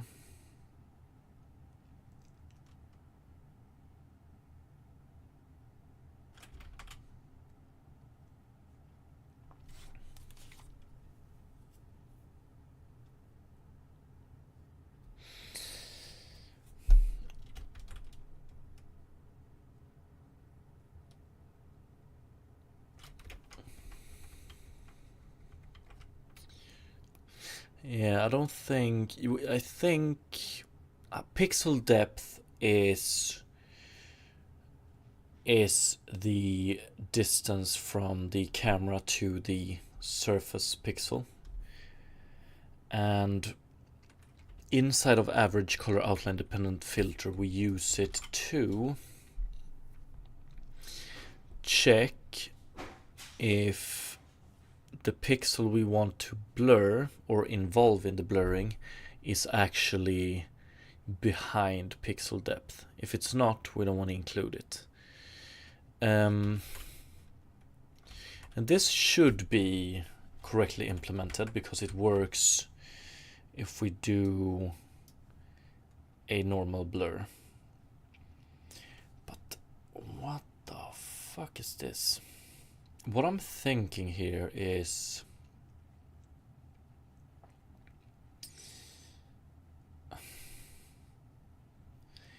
it has to do with the, I think it has to do with when we do the blurring for this pixel we do a big kernel, and when we do the blurring for this pixel we do a small kernel.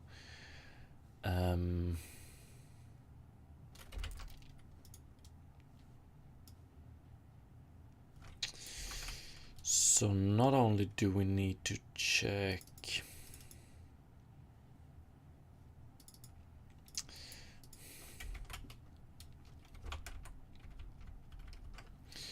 I'm pretty sure that's what happens. We can do this. We can return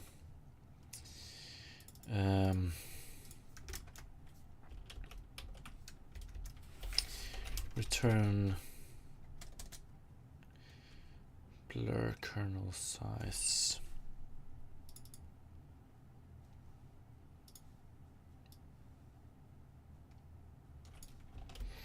Yeah, let's just return this one.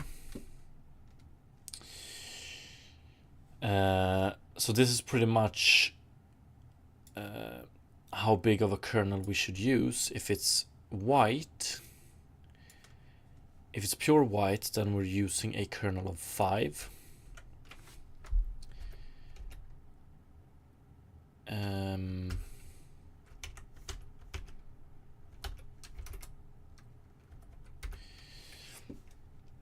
the darker it is, the smaller the kernel size. And we can see here that, one sec, I don't think I want to draw.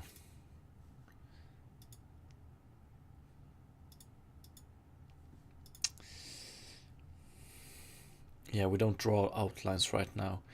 So we can see here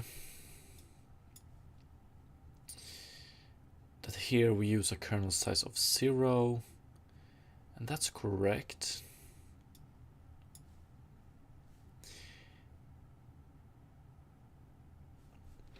At this point we use a kernel size of close to 0. At this point we use the maximum amount of the kernel size.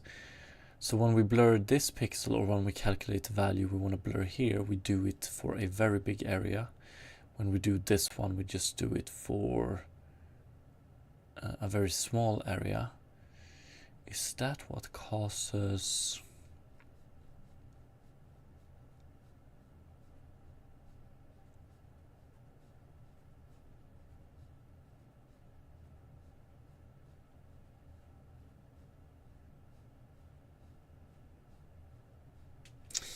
Yeah, I'm thinking.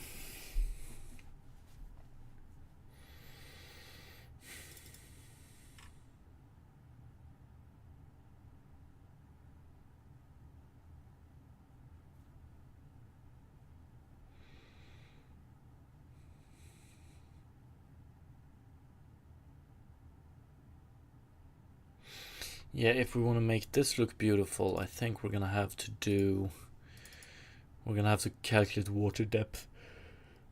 VS. Sorry about that. For every pixel we want to involve. Or maybe not.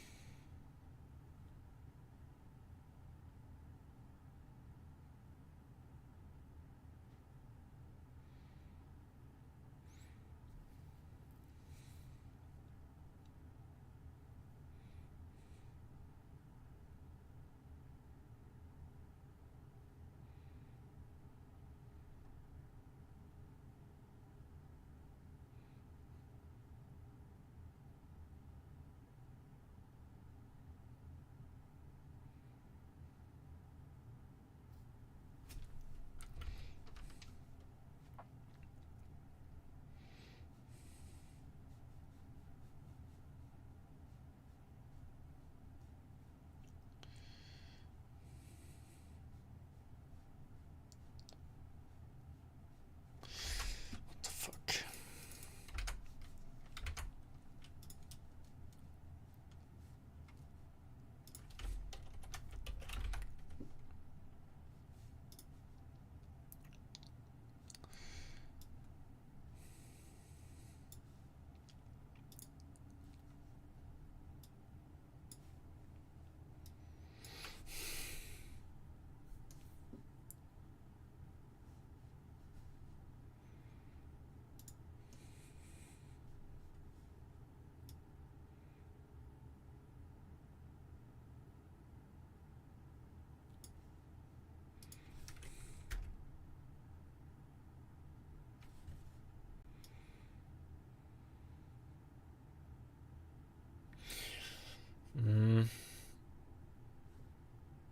So here's us doing 5 filter on everything, and we can see that this is pretty much a mix between doing 5, kernel size 5, and doing kernel size 0.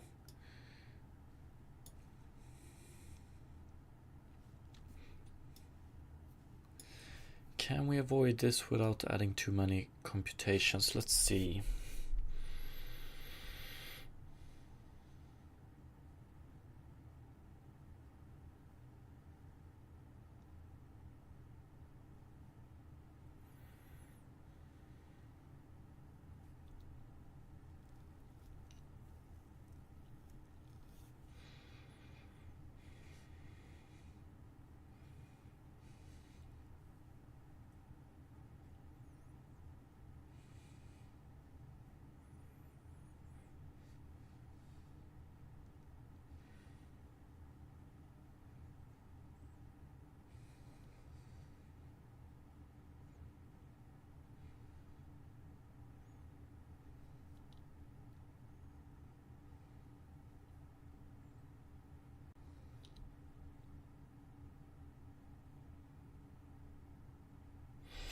Yeah, I don't get it, because so it's basically when we blur this pixel here, we actually base its color on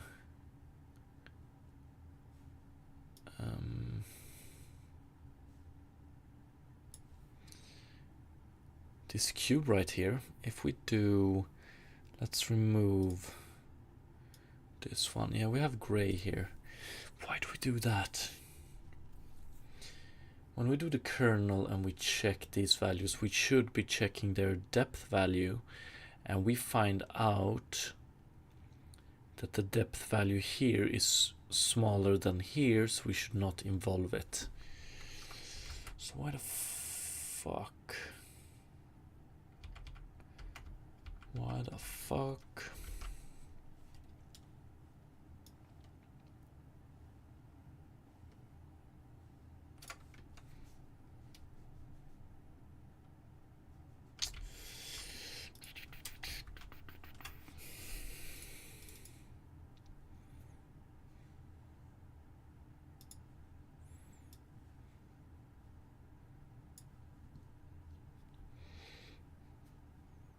Yeah, this one should disable it 100%, I think.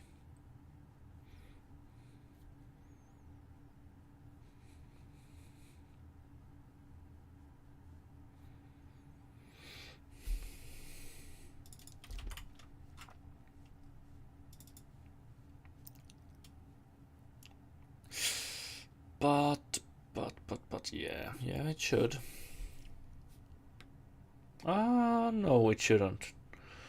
I get it. Fuck, pixel depth. We want to send in. Do we want to send in?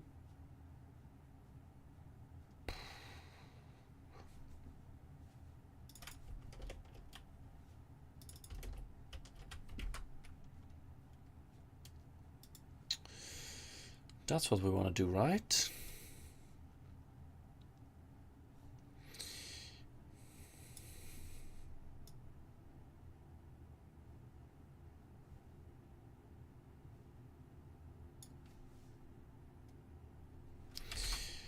So we want to set in water depth VS here, unless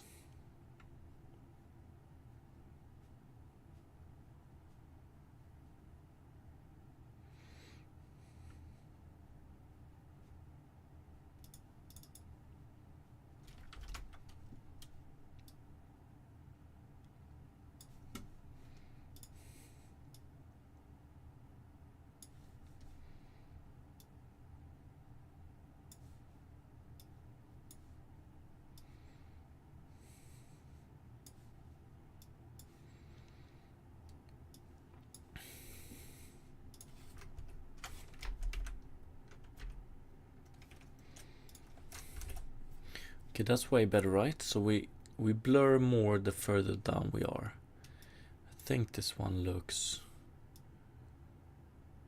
Yeah, you can see artifacts like this. But I think it's still pretty good.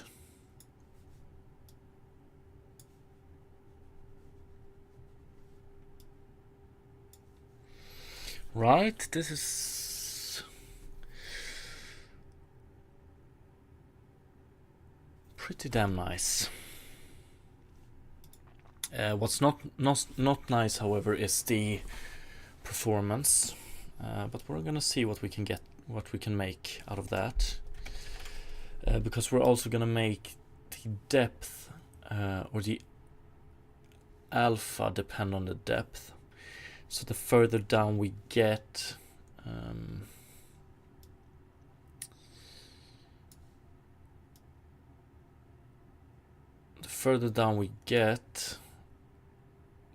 the less alpha we have, pretty much. So we're gonna remove this one slowly but surely.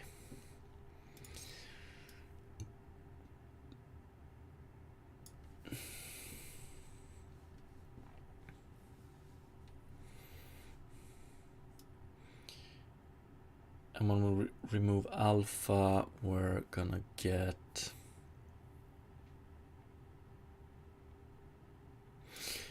Yeah, pretty much if we have an alpha of 1, we don't do any blurring. So we're going to save a shit ton of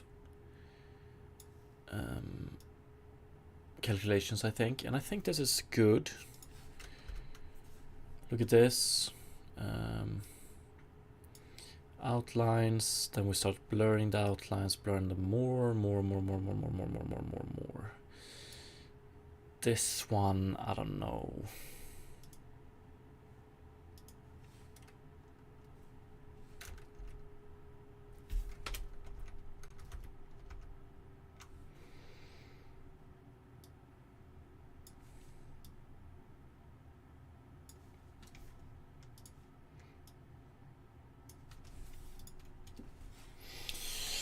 Okay.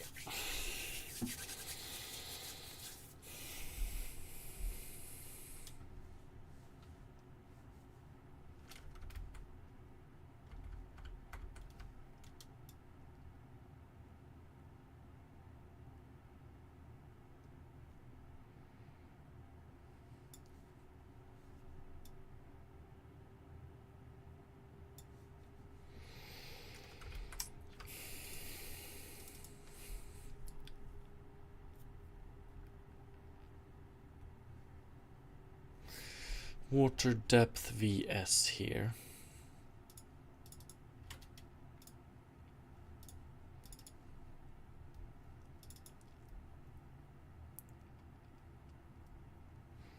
Not entirely sure about this one, actually.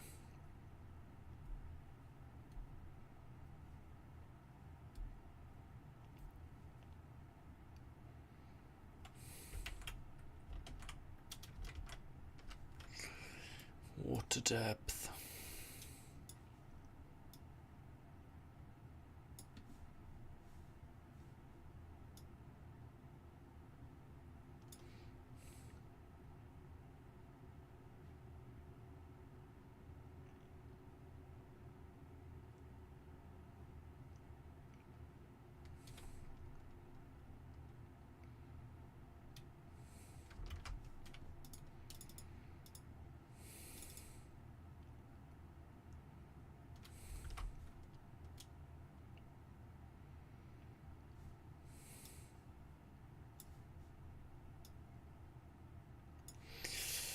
I'm not sure it makes, like, I like the result we're getting from this, but I'm having a hard time making sense of it, why it would work. So pixel depth in this case is water depth, and water depth is background depth minus pixel depth. So for a pixel here, it's the distance from the background to that pixel. But we compare it to smallest depth.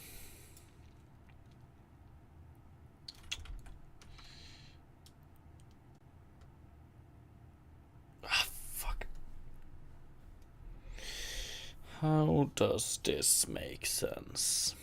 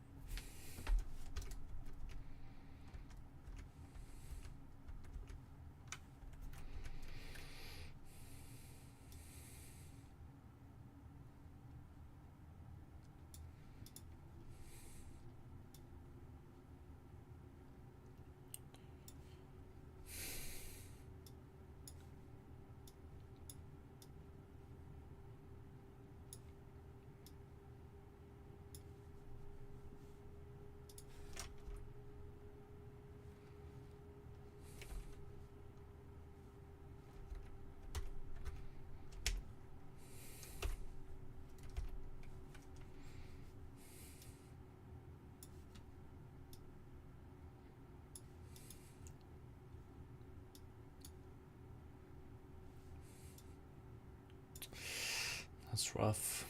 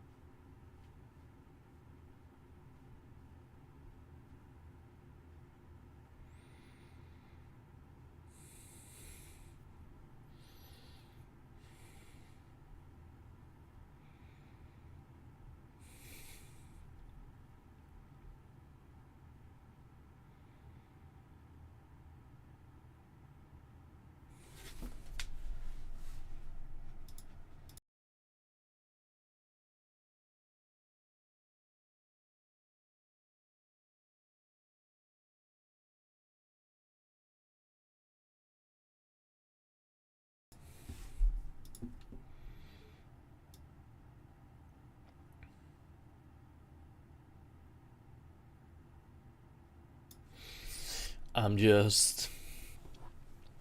just trying to make this make sense in my head. Because we're basically comparing the depth between water surface and background surface to the distance between background and camera. And it gives a good result, and I have no idea why. Like, we don't accumulate the colors, or we do accumulate the colors if this one is bigger than this one. So if the distance to the background is bigger than this one,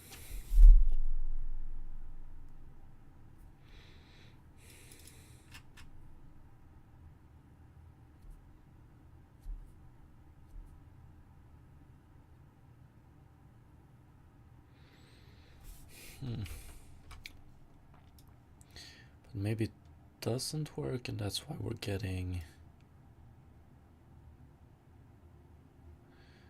Maybe it doesn't work, and that's why we're getting...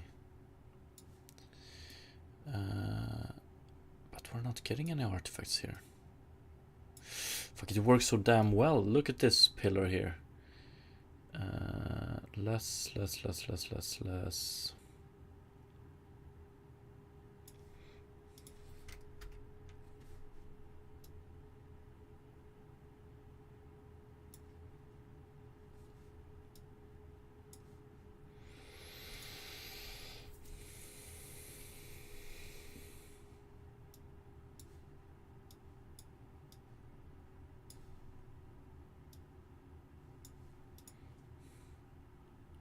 Hmm.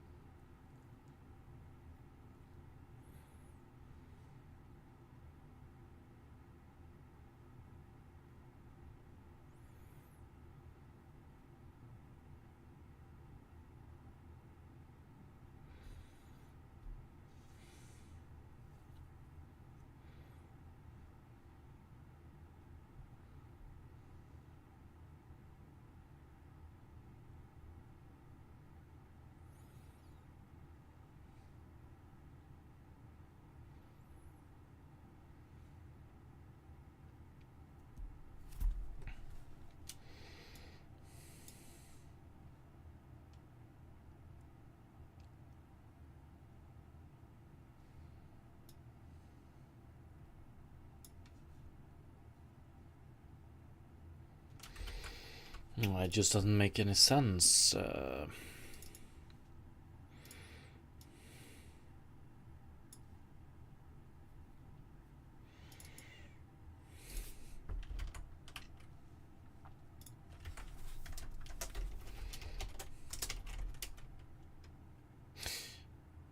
One sec. Yeah, here we do.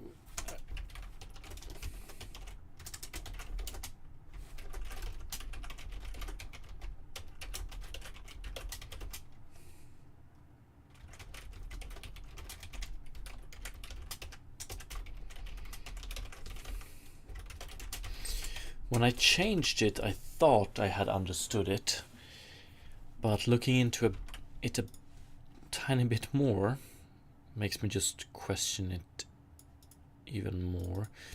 Pixel depth, we only use it here. Get smallest depth. So for every element in this kernel, we check the depth, but that's the depth to the camera. And we compare it to this one if it's bigger than water depth in view space. I don't get it.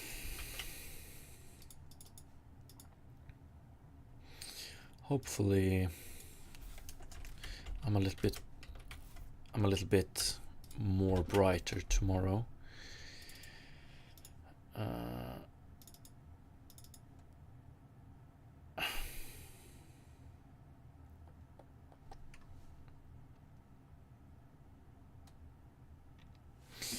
But okay, let's also add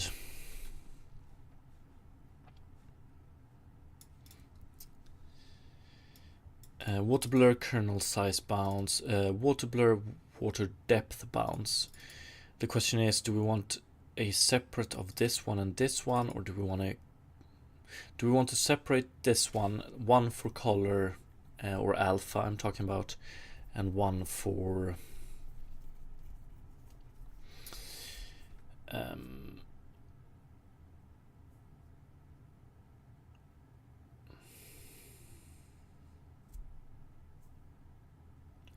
and one for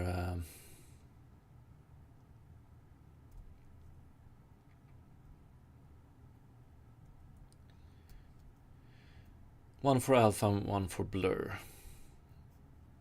I'm thinking that we might as well go with one. So water blur variables, terrain grid variables, water variables, surface mount for water,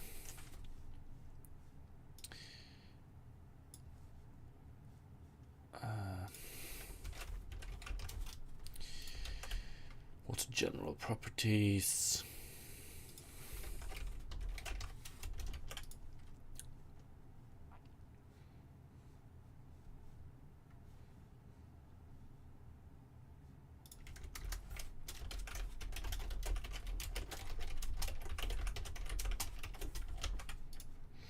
terrain base color. We're gonna rename this one to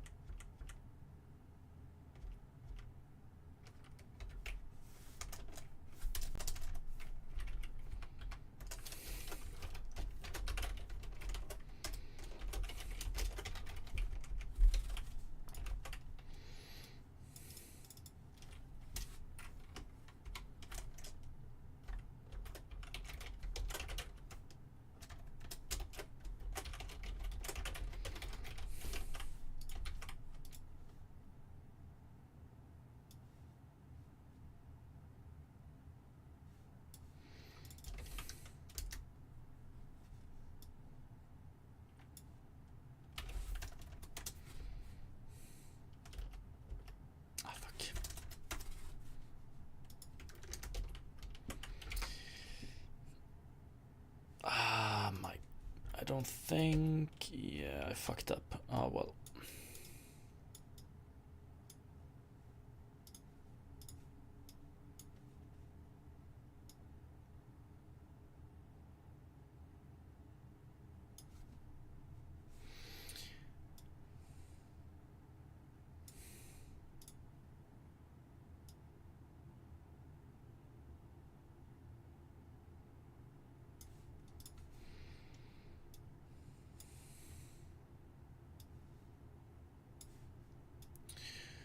So now we have an alpha 1, and if we do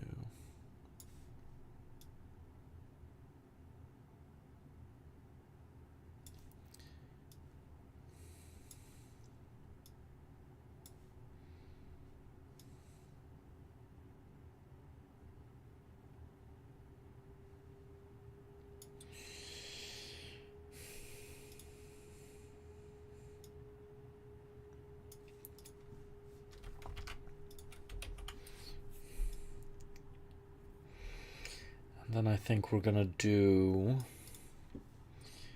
water depth. Here we calculate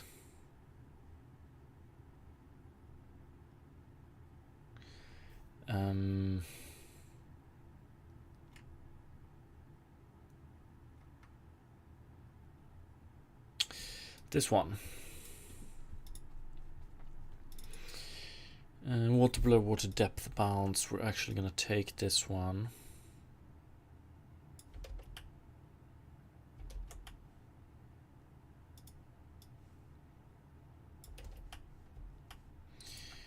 And let's do a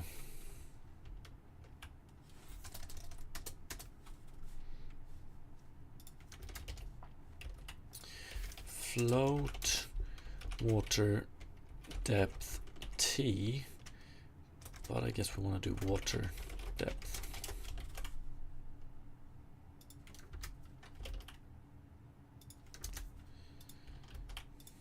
Something like this. Mr. Croy, sorry I had an impromptu meeting, but I'm back. Welcome back. What did I miss?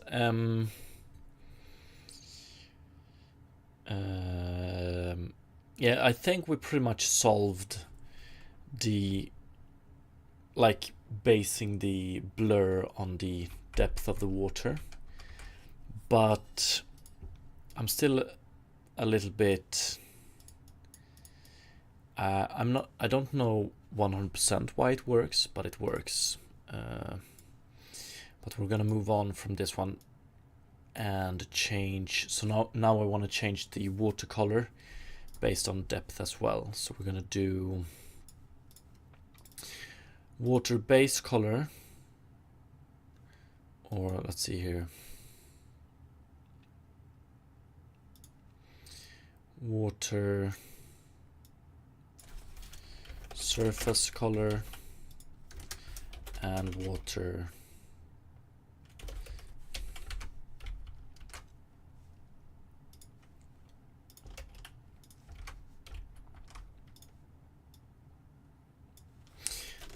shallow color and water deep color. Can we go with that? Yeah, maybe.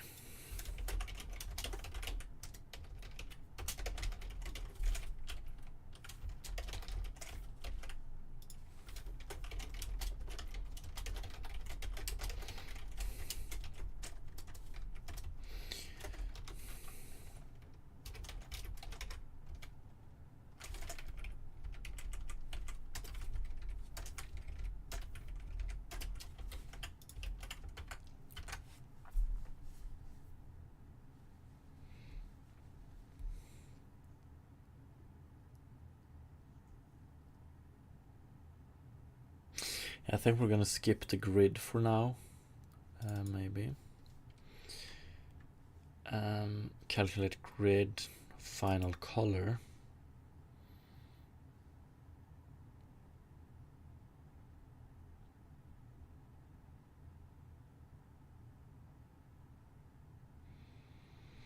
Let's leave this, but let's do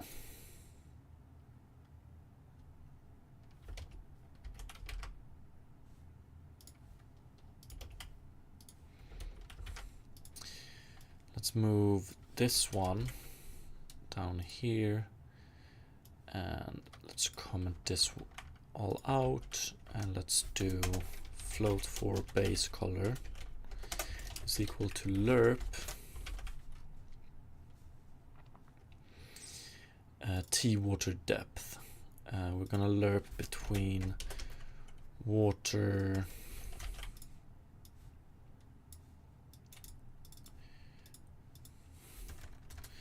water shallow color and water deep color.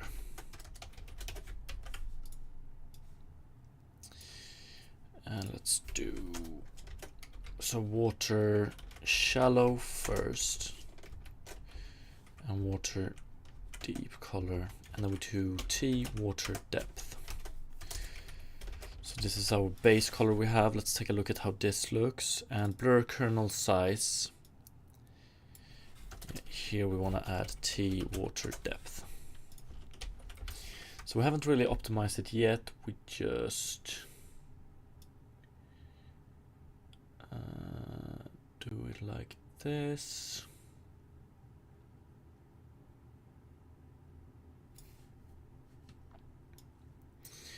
Test flag C gives good results both ways pretty much.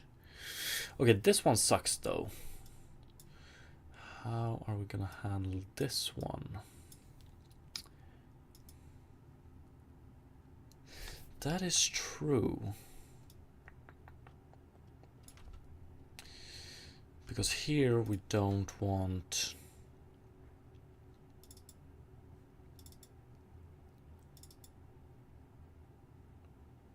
Here we don't want to get smallest depth. That is true.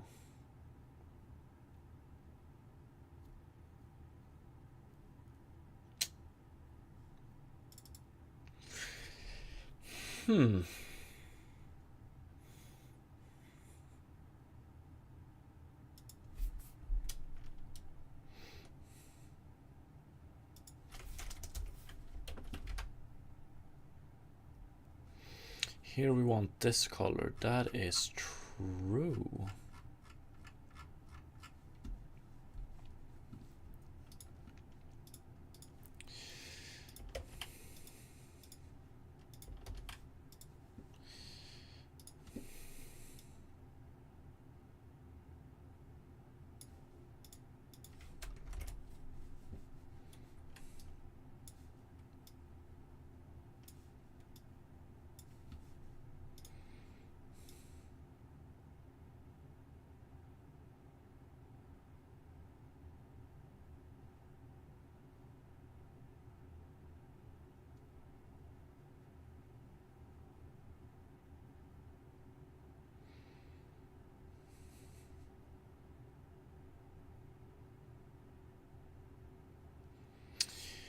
Do a lot more calculations related to this, but for now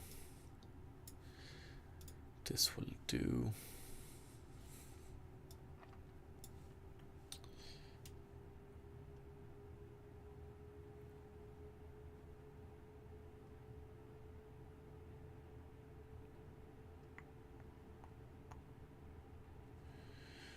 It looks okay. I appreciate it. It's...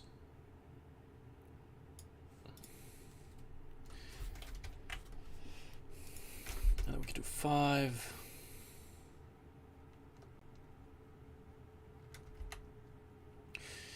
It's a first step towards something very nice though. And then we can also do...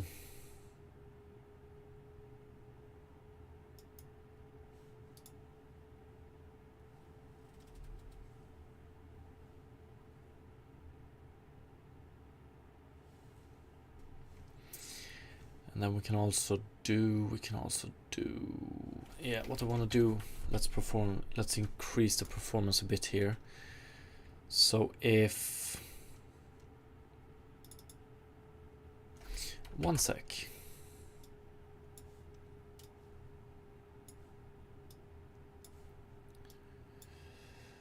Are we having, I think we're, yeah.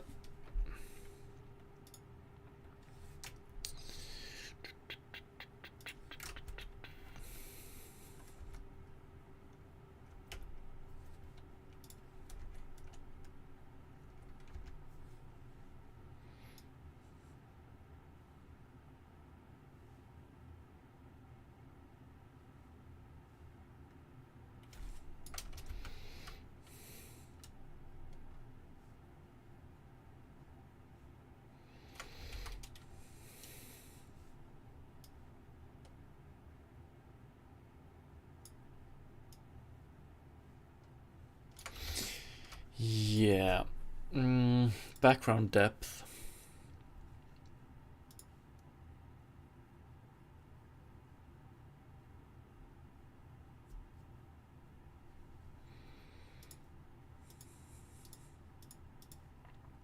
Background depth center, and float background depth kerneled averaged.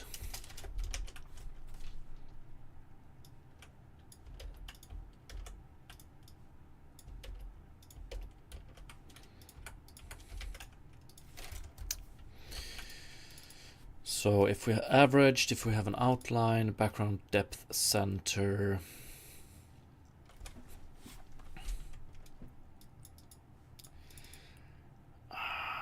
fuck, this sucks. Yo, what's up, Love? Yeah, it's going pretty good. Hope you're having a wonderful day.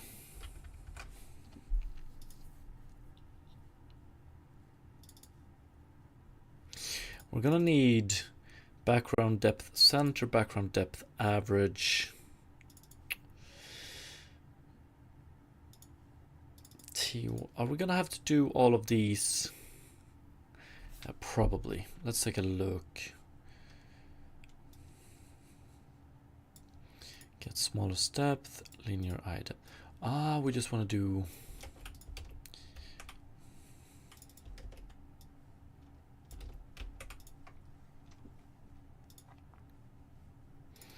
So this is the background depth at the center. This one is averaged, and water depth VS. We're gonna do T water depth center.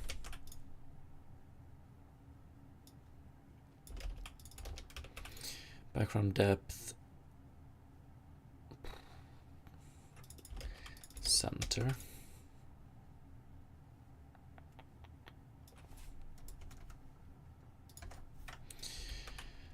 And then we're also gonna have a, I wonder if this is too much. Averaged.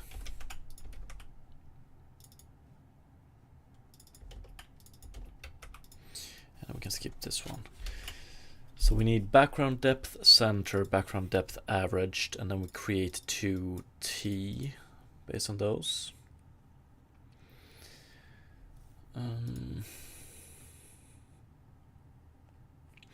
Because the problem being, when we calculate base color, we want to have T water depth center. But when we calculate the blur, then we want to have T water depth averaged.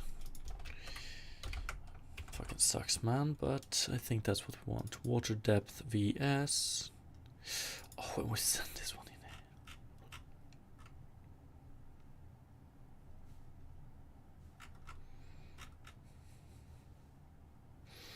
And this one was the averaged, I think. Water depth averaged. VS.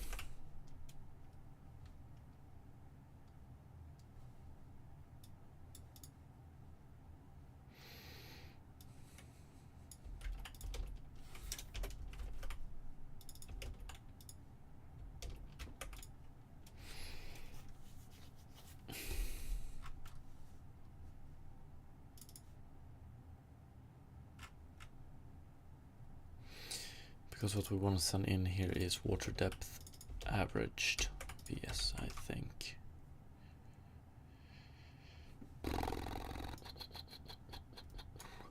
And if we take a look at, we make this to black. Okay, that looks good. But focus up with the outlines here. That's not good.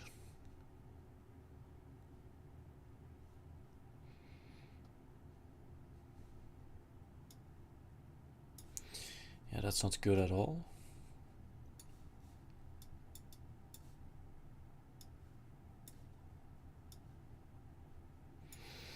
pretty much have no outlines here. Why not?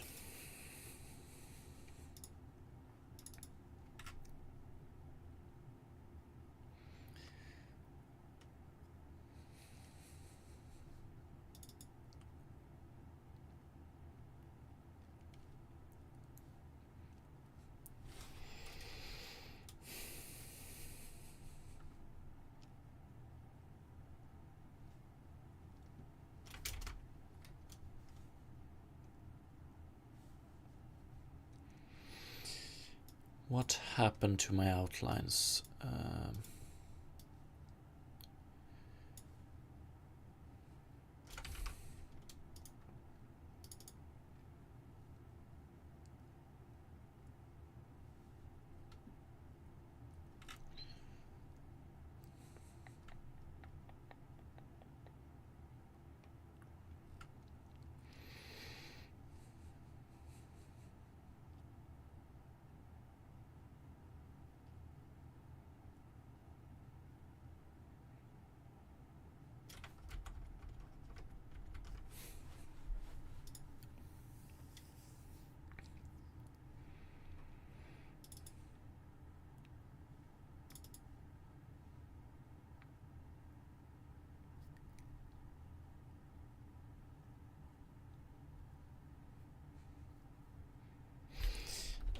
Yeah, this is weird because we don't even have the kernel size 0.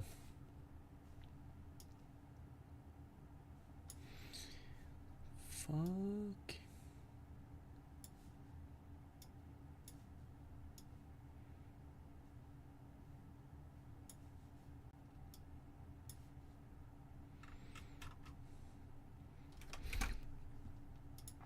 Yeah, we're losing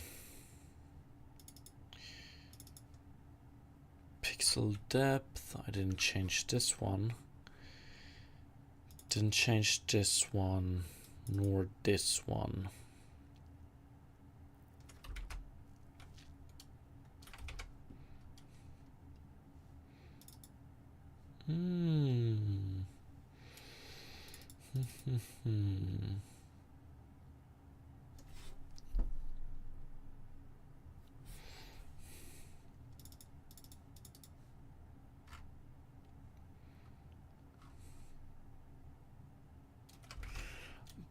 Okay, actually,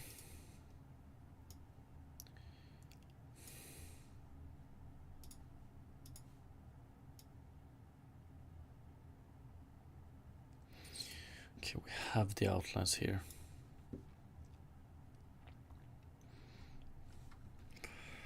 And if we blur, I don't know, is that a good or a bad blur? 1, 2, 3, 4. I think it's good. And if we blur like this, okay, that's good. So blur based on depth as well. Extremely costly though, but let's see. And then we do 80 to 50.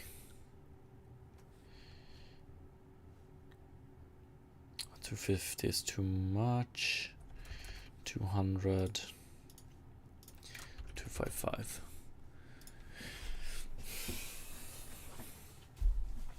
Okay, it's just that we have. Okay, I get it.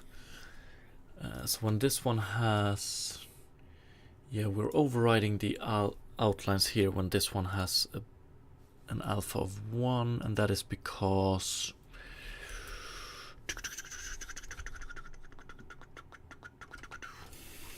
so many fucking variables right now. We have background depth center. So we check this one and we have a 0 here, so we do. Now we have non-zero here, so we get this one. So background depth averaged. Oh yeah, that's true. We need to check the. Oh, what the fuck?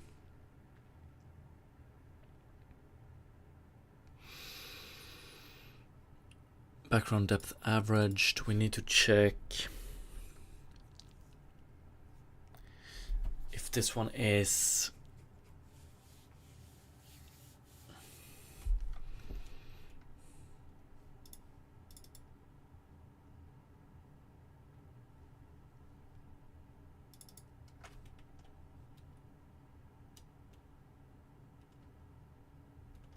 what the hell do I just want to check if background depth averaged is bigger than or smaller than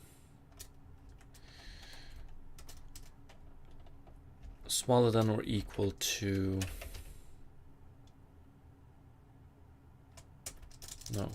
bigger than or equal to background center. If so,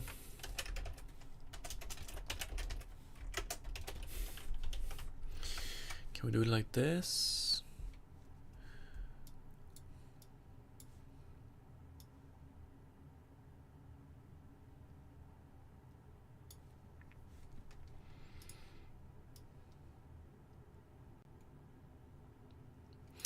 We're losing these outlines because the depth of them, we're coloring them based on this depth, and that's bad.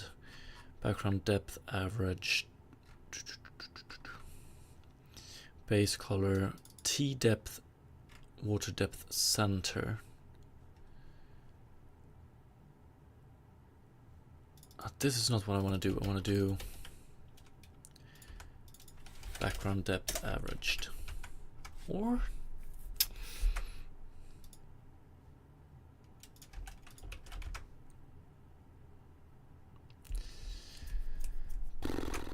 not really.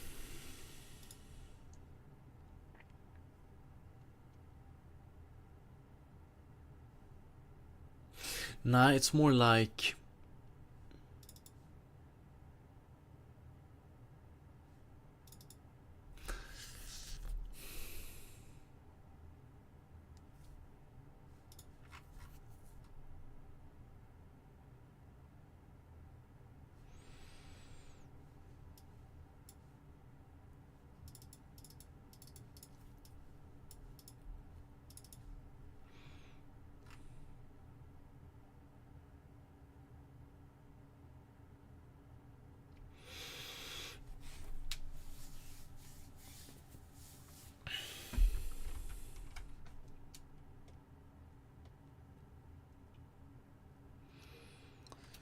the depth here is so big,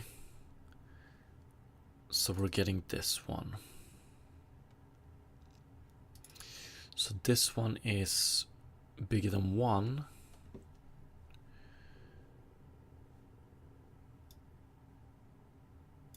Background depth center.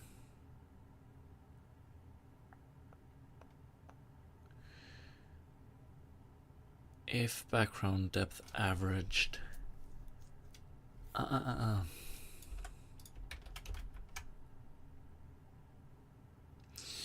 Okay, that fixes this, but I'm not so sure. Does it fix this one as well? No, it doesn't.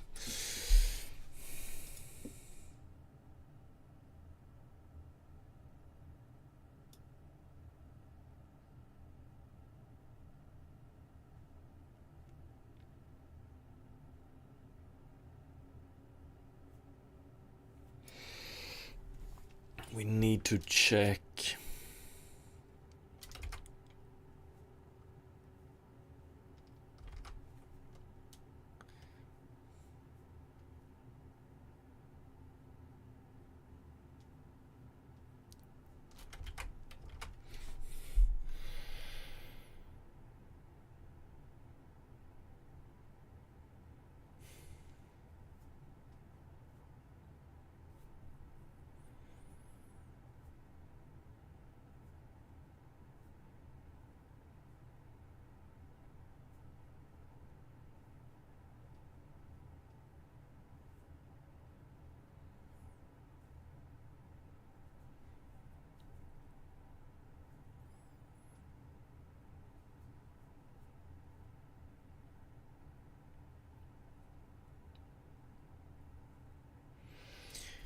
So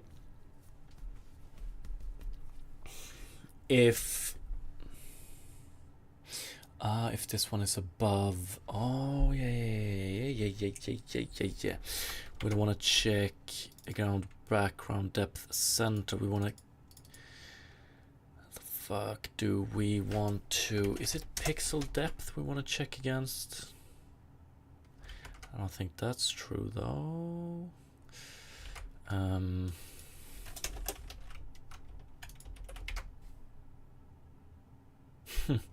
There we go. So if we have an outline above the surface water, then we want the background color to be the water deep color. If we have it beneath the surface level, this is so fucking complicated, I can't even start to describe it. Complicated for me, that is. We have a lot of different special cases with the outlines. So the outlines always, an outline always covers the object and a little bit of whatever is behind the object. Like you have the outlines are overlapping right at the edge of the object and what's behind it. And we want to handle it differently above surface and below surface. Extremely complicated, I would say, but whatever. But I wonder,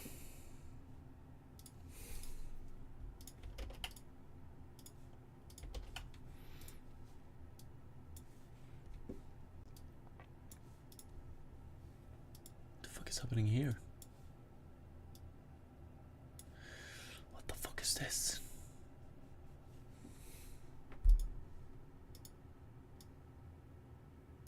Oh, we have a bed down there. Okay, thank you. I was a little bit... Okay, but this still doesn't look too good. This we need to fix. Damn, now I know why game development takes so long. Hell yeah.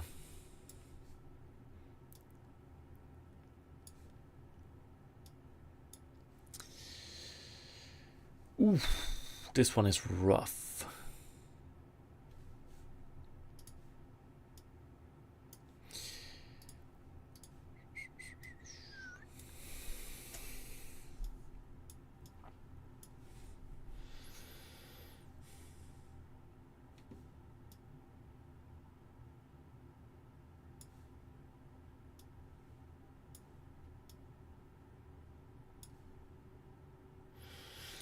Is it? We don't want to include this one.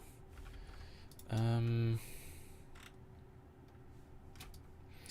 we didn't if we don't. Can we do?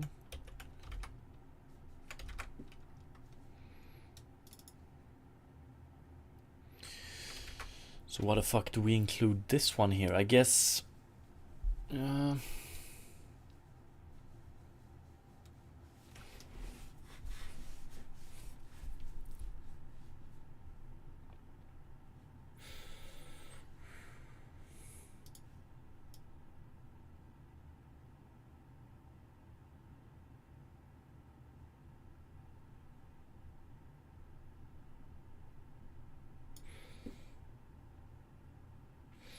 Could this be solved with set index / layers? I don't know. Don't think so.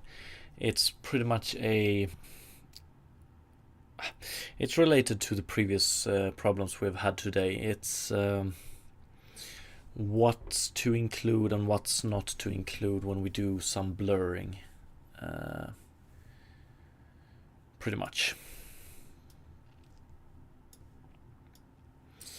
And in this case, we're including an object that is in front. Or actually, no. We're including an object that is in the back. So when we blur here, we go in. Ooh.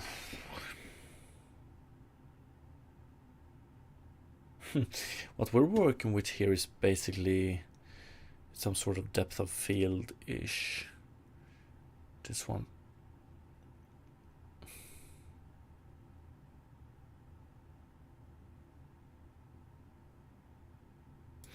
Could be solved by, like, if we had all the control in the world, we could solve this by applying the deep color first, because then when we do the blurring here, it would have been okay, I think.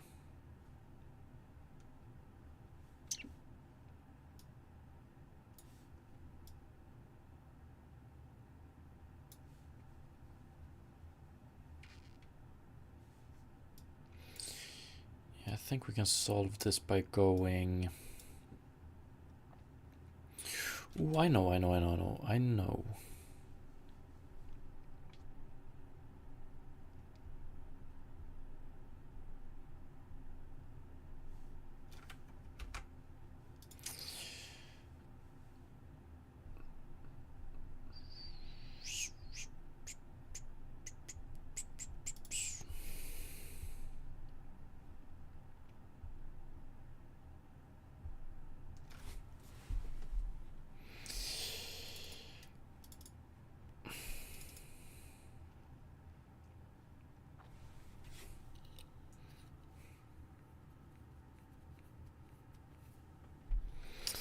We do...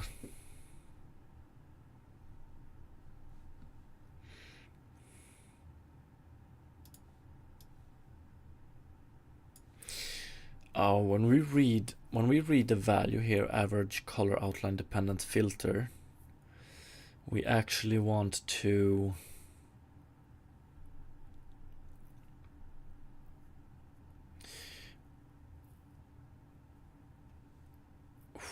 We want to work with this one before.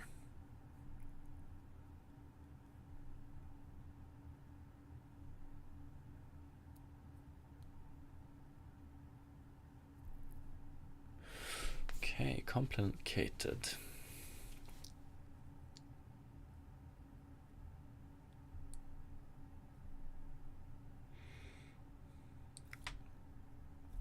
Okay. I get it. Right now we have a water level based on depth, right? Or a watercolor based on depth. And we want to fix them such that, like, when we average, when we read the average, or when we read the already rendered color, we want to blend it with the depth amount, basically. So maybe I was a little bit too early switching this one into a separate function, because now we need to add logic to it, making it more specific.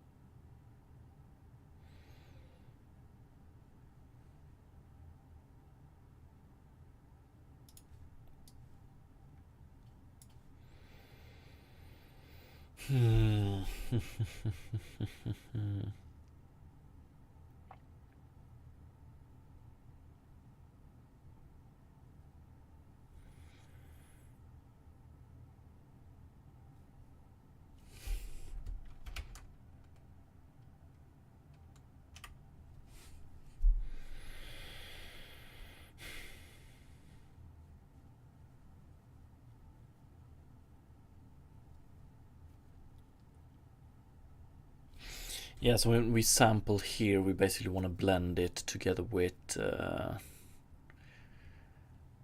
watercolor we have. So we want to blend it with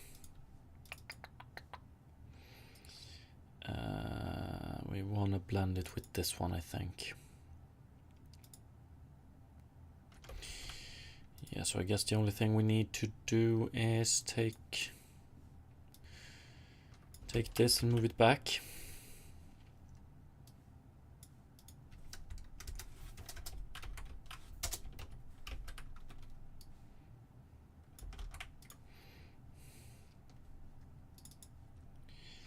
Kernel size, we use this one.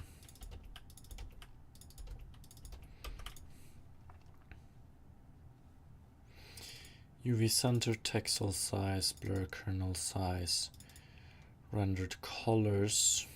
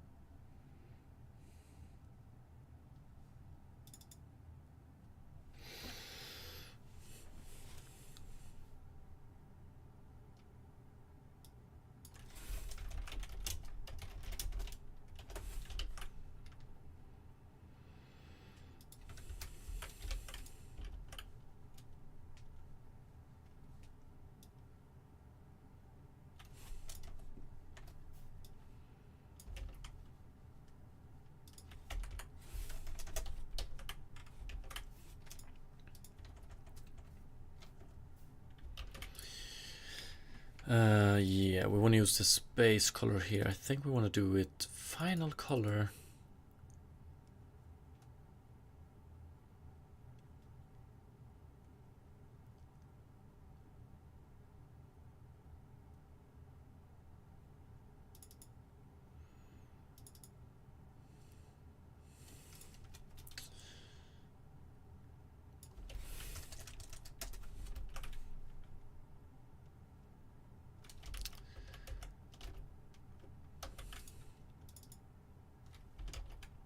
Fuck it, let's do final color.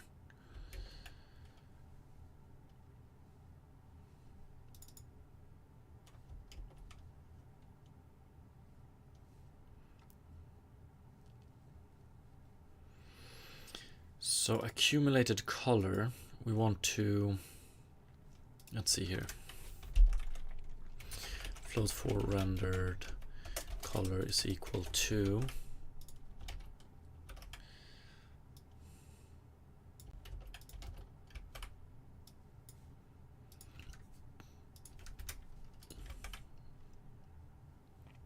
and then we do accumulated color plus equals to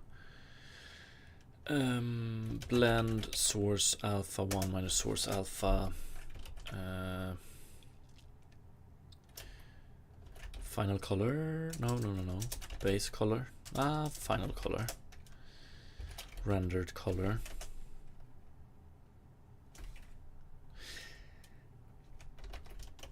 But then we don't want to do this here, I don't think.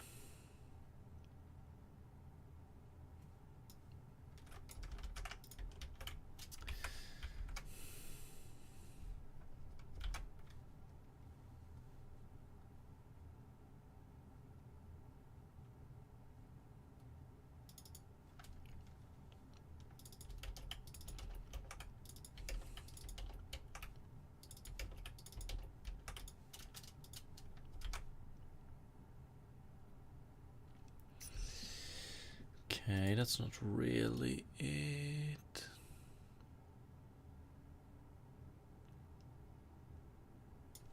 I thought we would be getting rid of this one if we did this.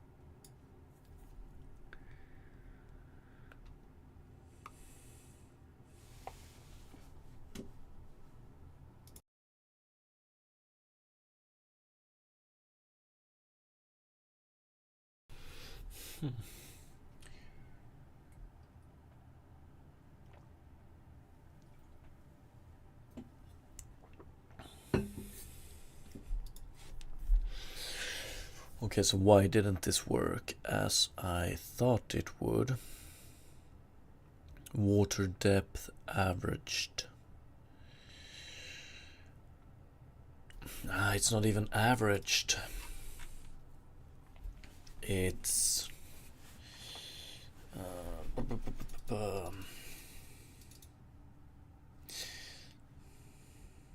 not averaged, but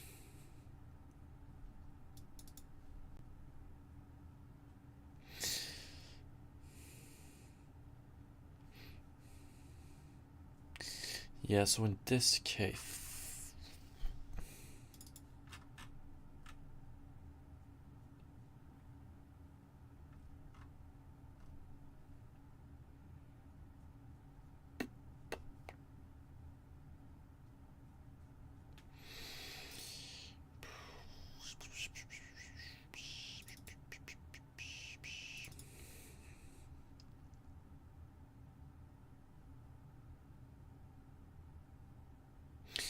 oh, whoa, whoa, whoa, whoa, whoa, whoa.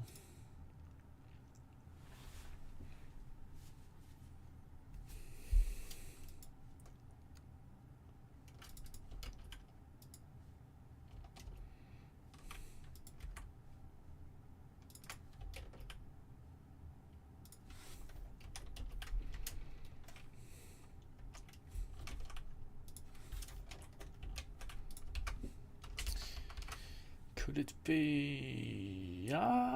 Is it a little bit better? I don't know. Not much.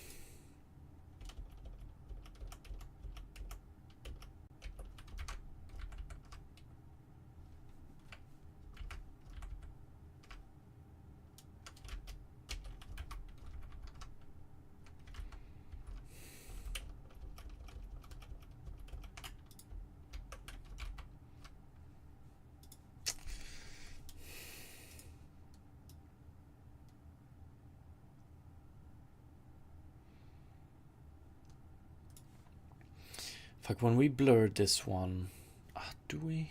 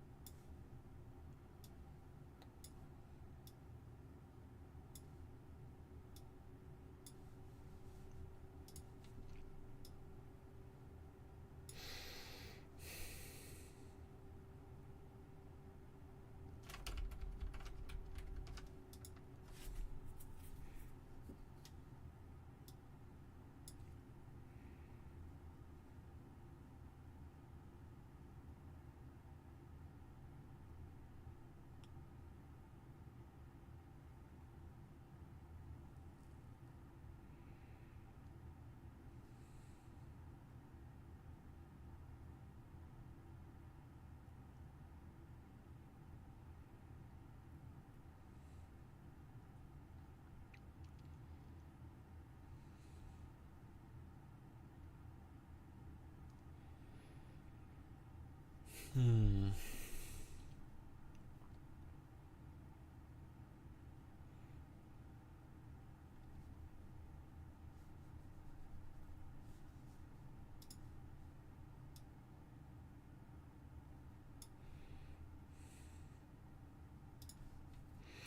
Like the bed right here is like entirely gone. Definitely. But we still take it into account here when we blur. Why, oh why, oh why?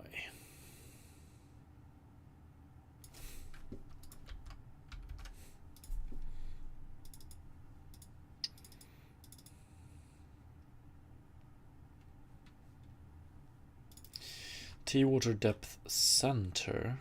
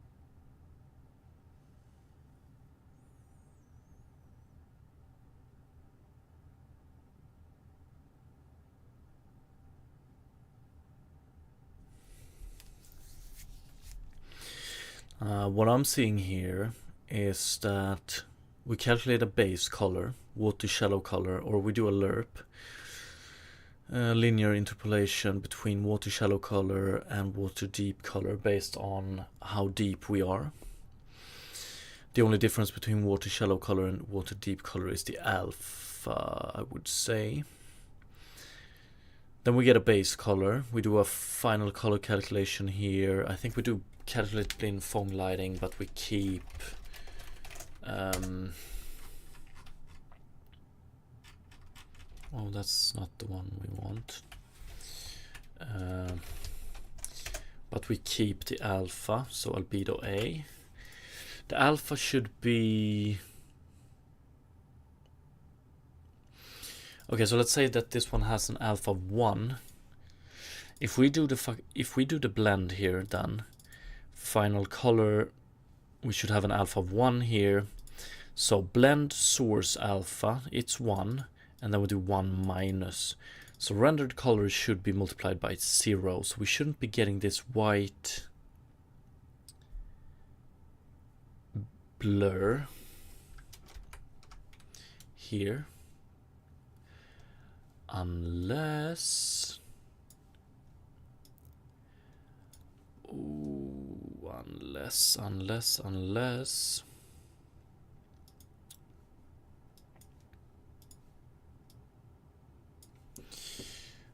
it's outline based.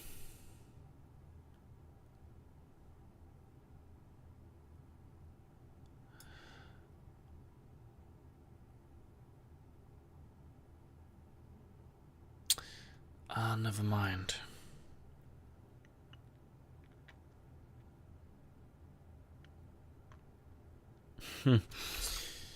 Yeah, when we do the blend here, we're doing final color. This is just... Yeah, I'm tired. It's this point's alpha, so we're getting a blend. Unfortunate.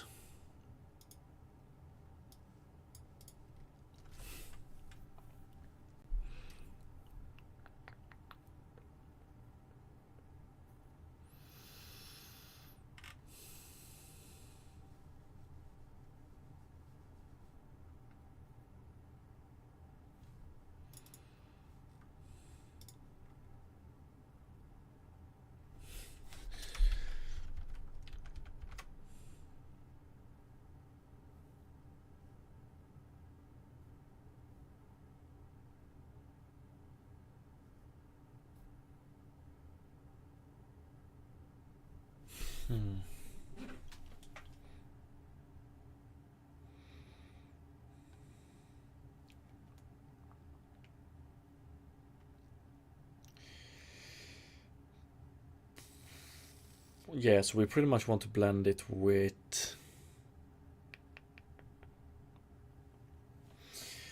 We want to blend it with...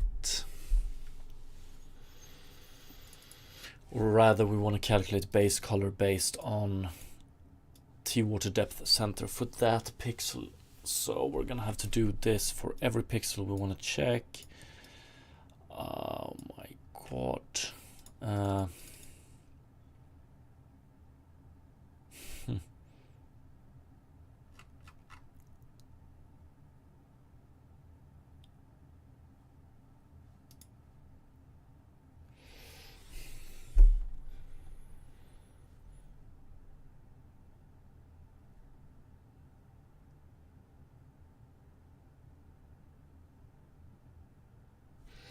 Yes. Okay, so get smallest depth. Pretty much what we want to check here is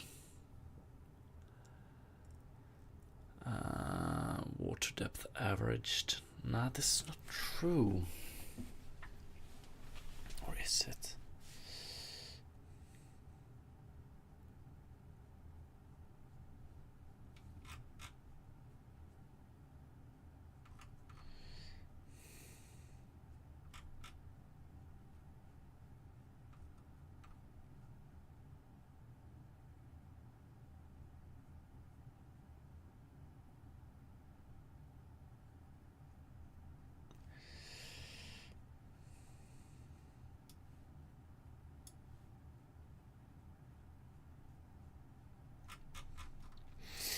think we want to do...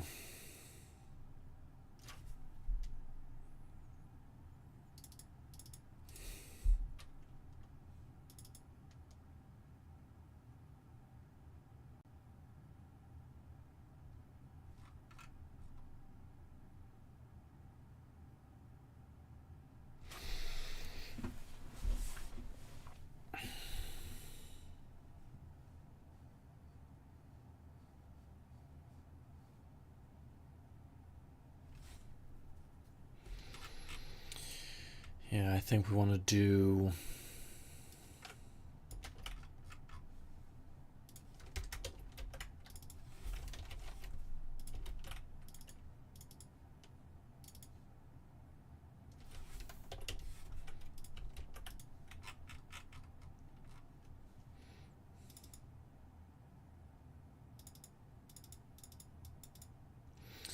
We want to get center, and then we want to do this shit. But do we want to do pixel depth? Fuck me. That's true, we might need this one as well.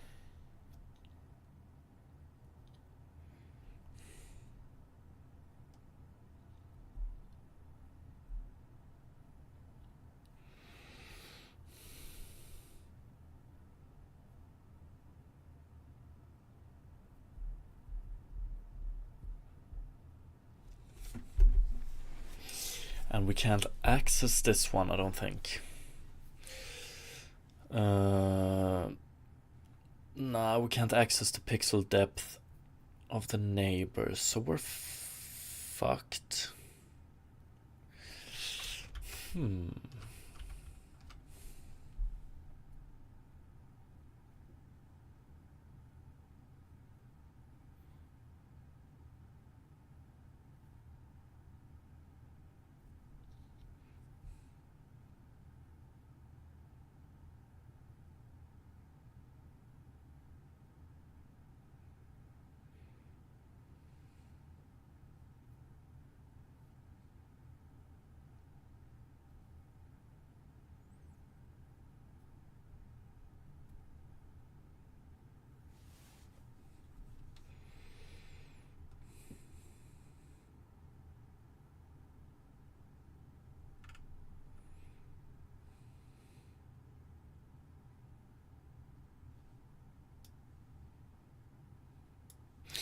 One sec. Yo, what's up, Fabic? Hope you're having a wonderful Wednesday. We had pretty good progress earlier today, but right now we're stuck-ish.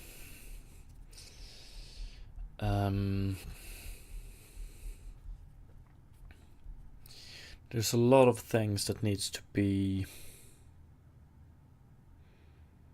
taken into account to make this water work the way we want it, especially with outlines.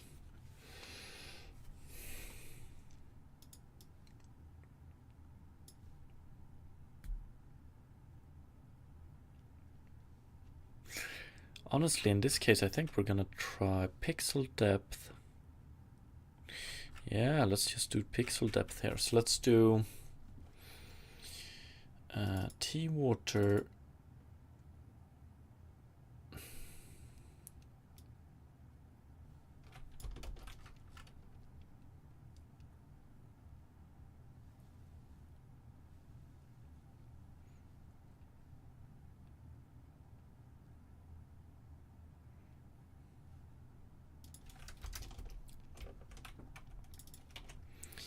T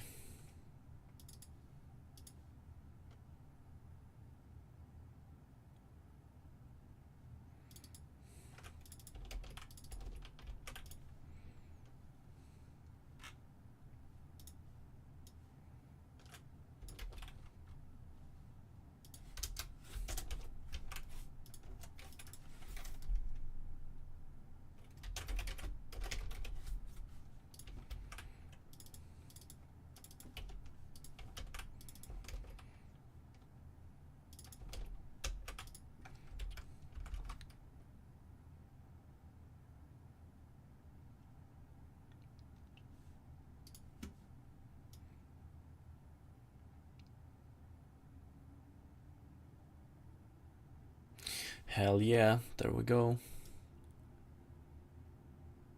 Are the outlines still working? I think so.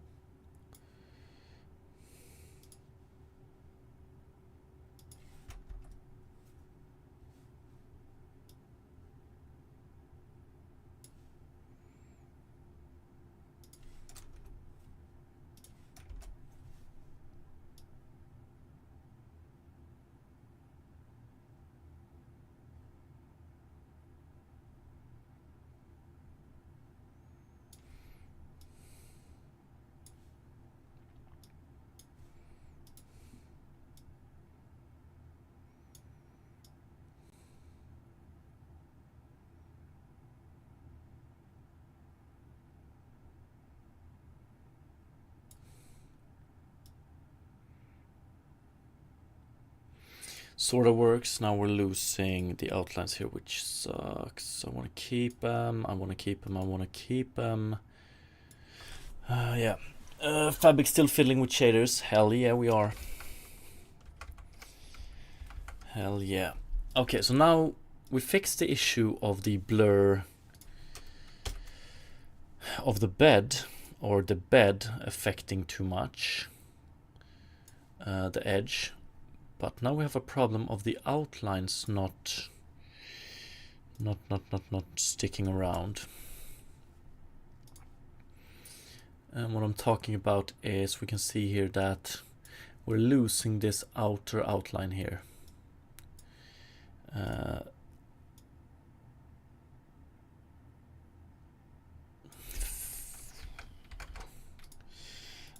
I think it's because of this one. Get smallest depth, UV, text size, outlines. Or is it? No, I don't think so.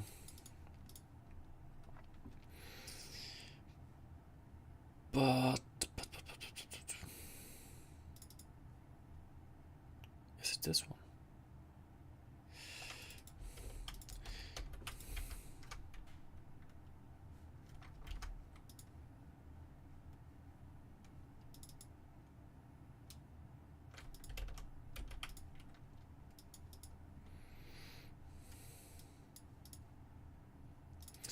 Get smallest depth is less than pixel depth. Yeah, it's this one.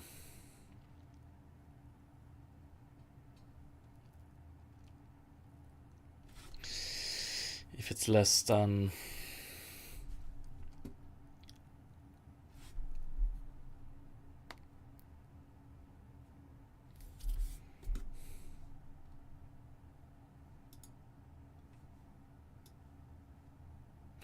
1 sec, why are we losing?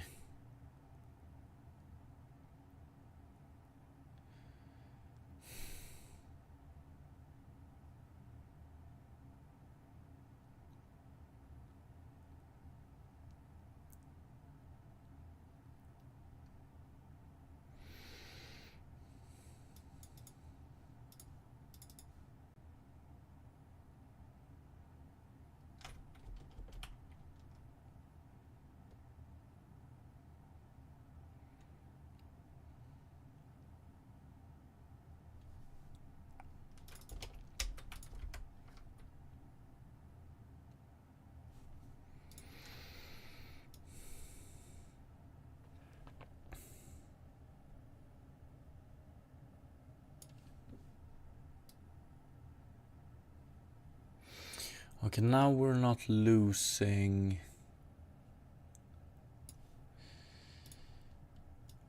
Now we're not losing the outline, but we are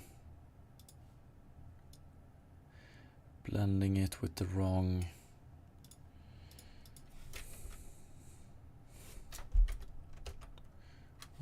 Okay. Get smallest depth. Yeah, that's definitely not. Water depth averaged VS.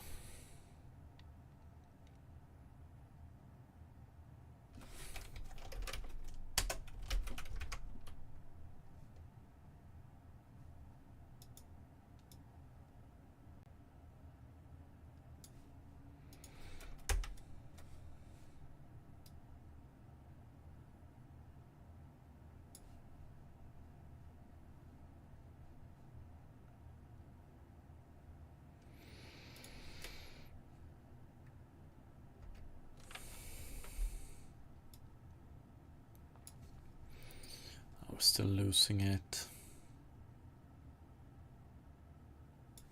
Starting to look real good, though, I would say.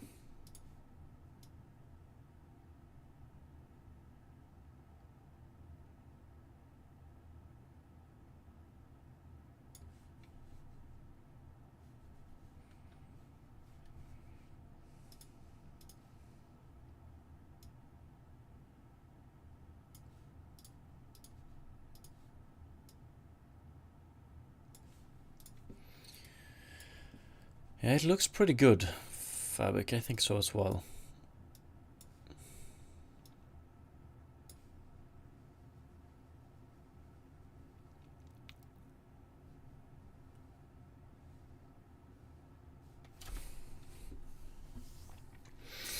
But I don't want to lose my outlines here. That's what I hate.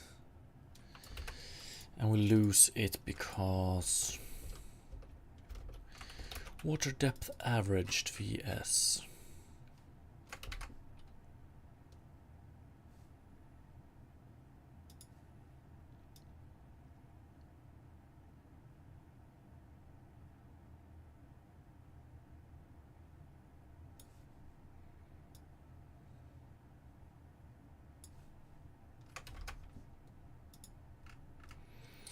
Oh.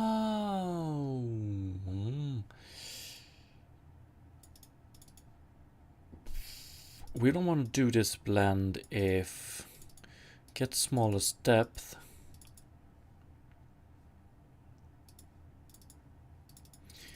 If it's, we don't want to do the blend if, fuck.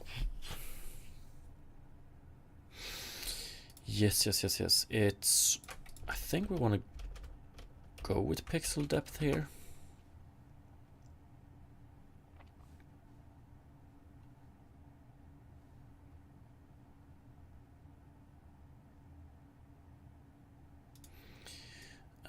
Yeah, I think we want to do that. But then when we check down here, get smallest depth is less than pixel depth.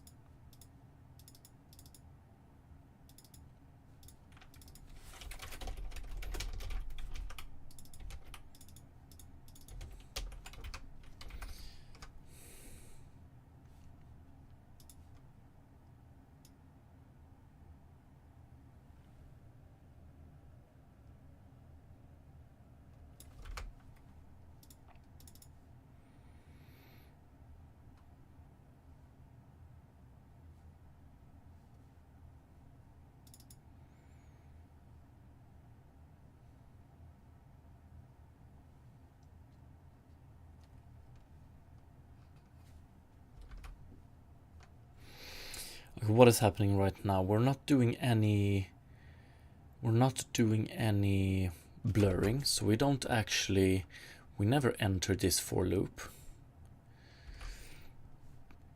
So the only thing deciding if we're losing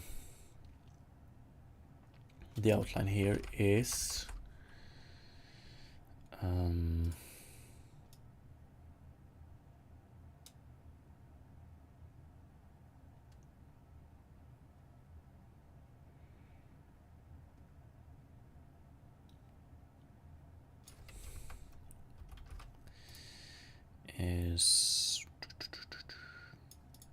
color. Yeah, count is 0, so this is true. Yeah, so what we do here is we blend final color, which is this one, and we blend it with, yeah, and this one is 1, so this one,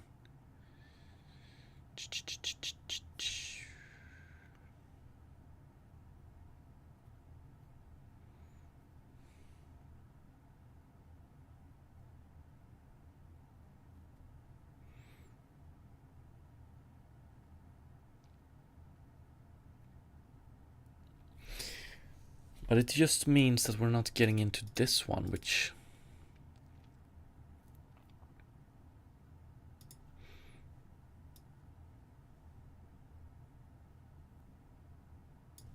Oh fuck, this is hard.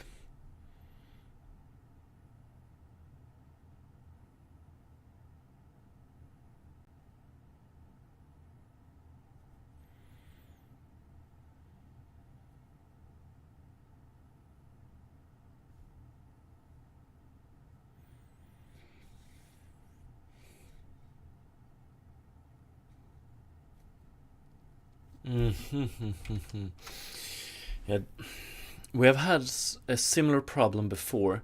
So we have this problem. This is an outline that is above the... This is an outline that is above the surface level. So we want to calculate what the color is behind it and then reconstruct it, the outline. Here we have an outline that is below the surface level, but it's above the deep color. So we would like to do something very similar here. But instead of being above below the surface level, we want to... Ah, my God.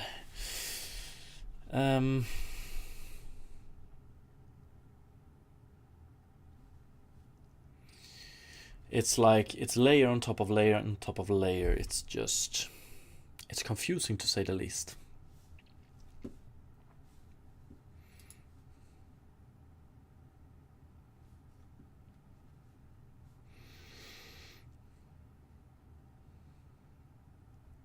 So yeah, we want to reconstruct it here as well.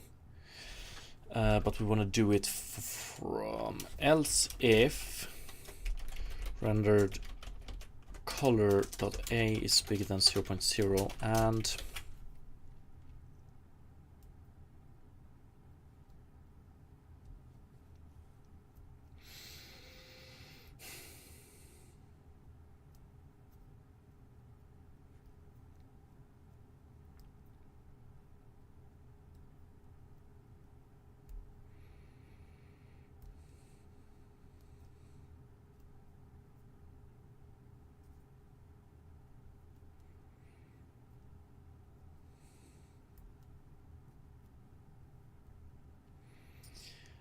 what the hell is it we want to try here? We want to try...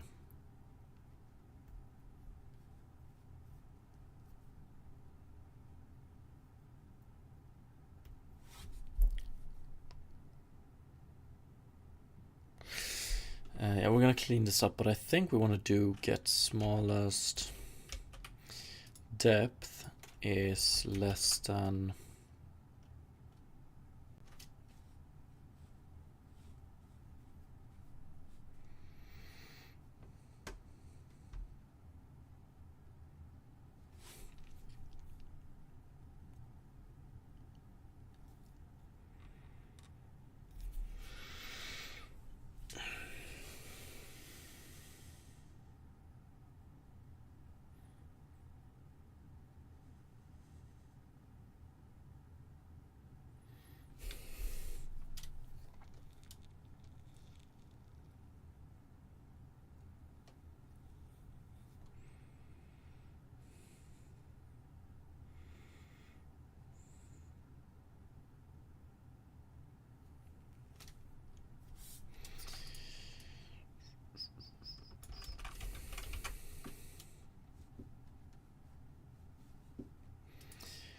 If it's less than...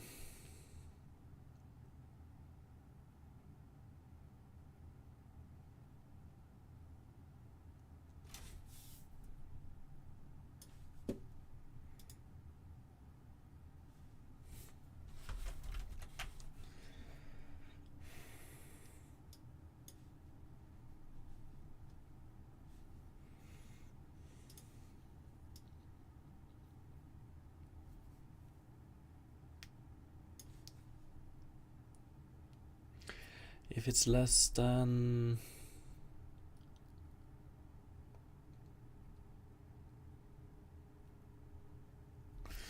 No, we just...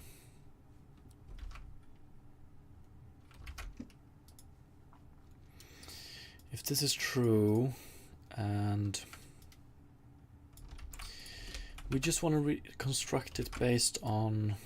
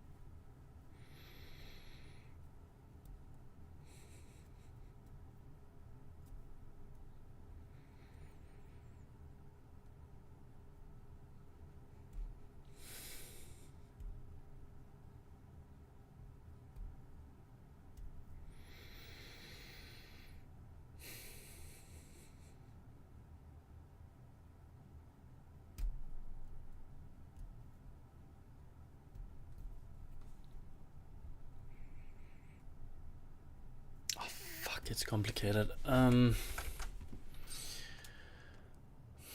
want to reconstruct this one. We want to fill out the background of it, but then we want to reconstruct it. We get color.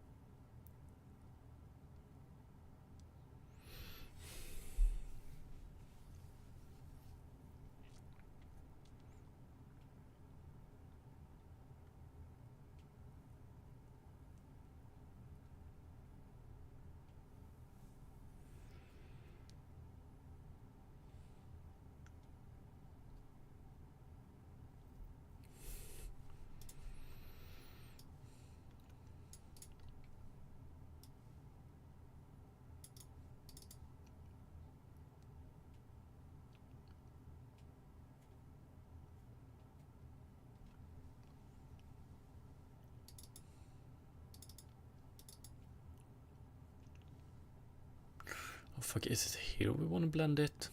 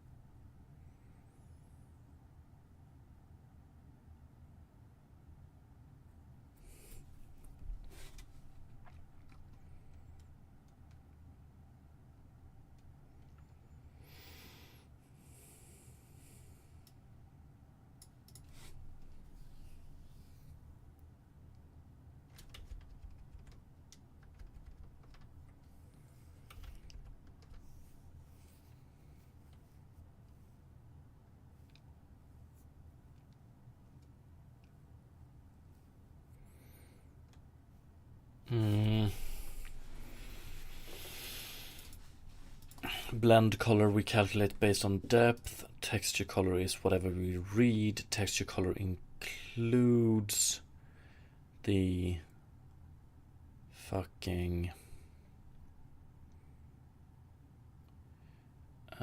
outlines. We could probably put, I wonder if we could put, this is a pretty bad,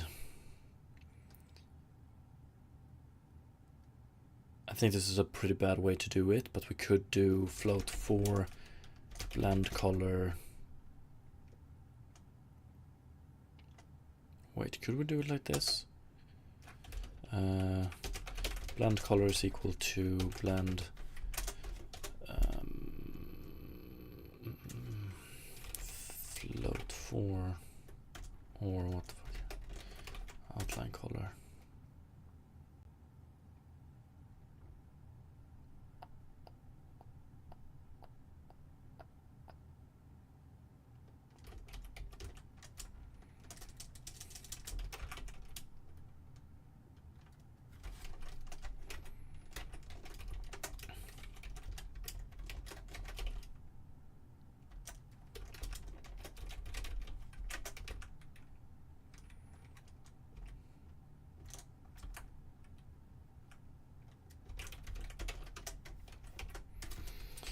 What a mess this is.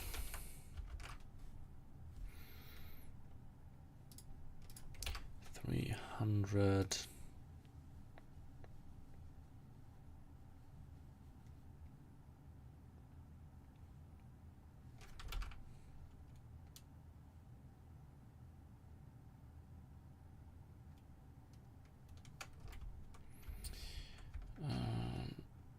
The fuck?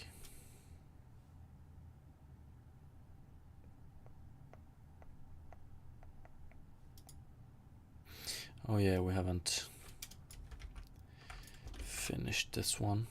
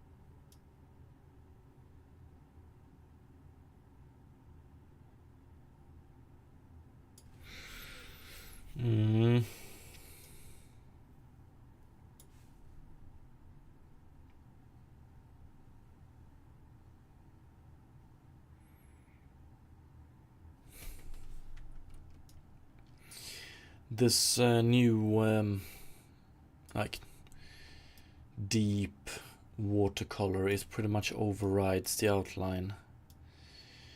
And of course it does, because we're blending it based on that color's alpha, and we're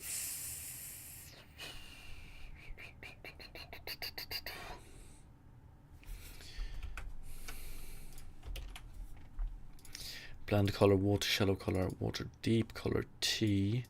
Then we get blend color here. Source alpha 1 minus source alpha. So this one, if it's gonna have 1 as alpha, and then we're fucked. Unless.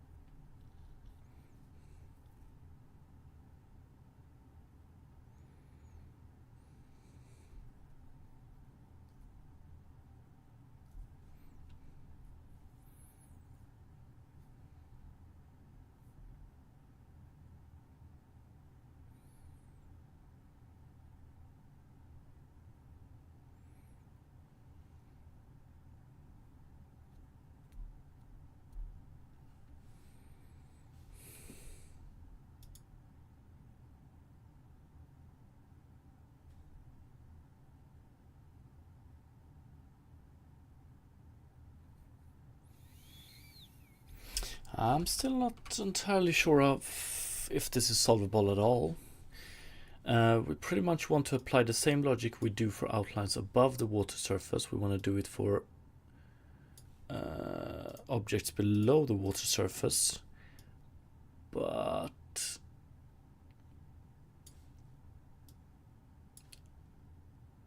then we want to, so what we previously did with below above surface level, we now want to do below above depth,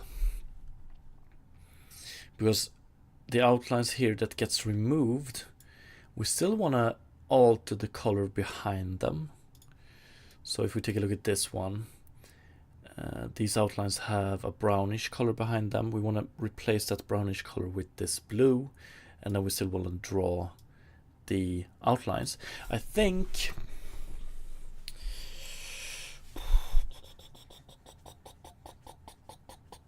I'm starting to think that I might be doing myself a favor if we draw the outlines to a separate image and do the blending a little bit later on. So we do all of this. We do all of this without outlines. We have a few issues here right now. Well, actually, this is because of depth, right? Yeah. So we do all of this without outlines, and then when everything is done, when we have the color for each pixel, that is when we add the outlines.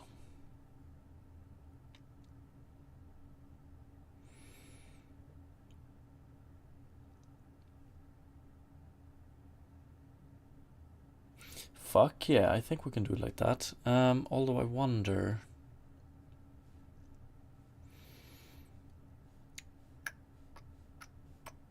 Yeah, maybe.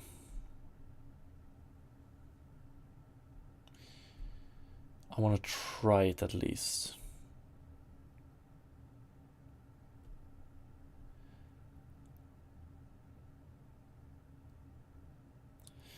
Fuck, one sec. How will that work with blurring? Yeah, blurring is still gonna be a problem, isn't it? Nah, because we blur the outlines themselves. Okay. Fuck, we're gonna do 2 blurs then. It might be costly, but it might work.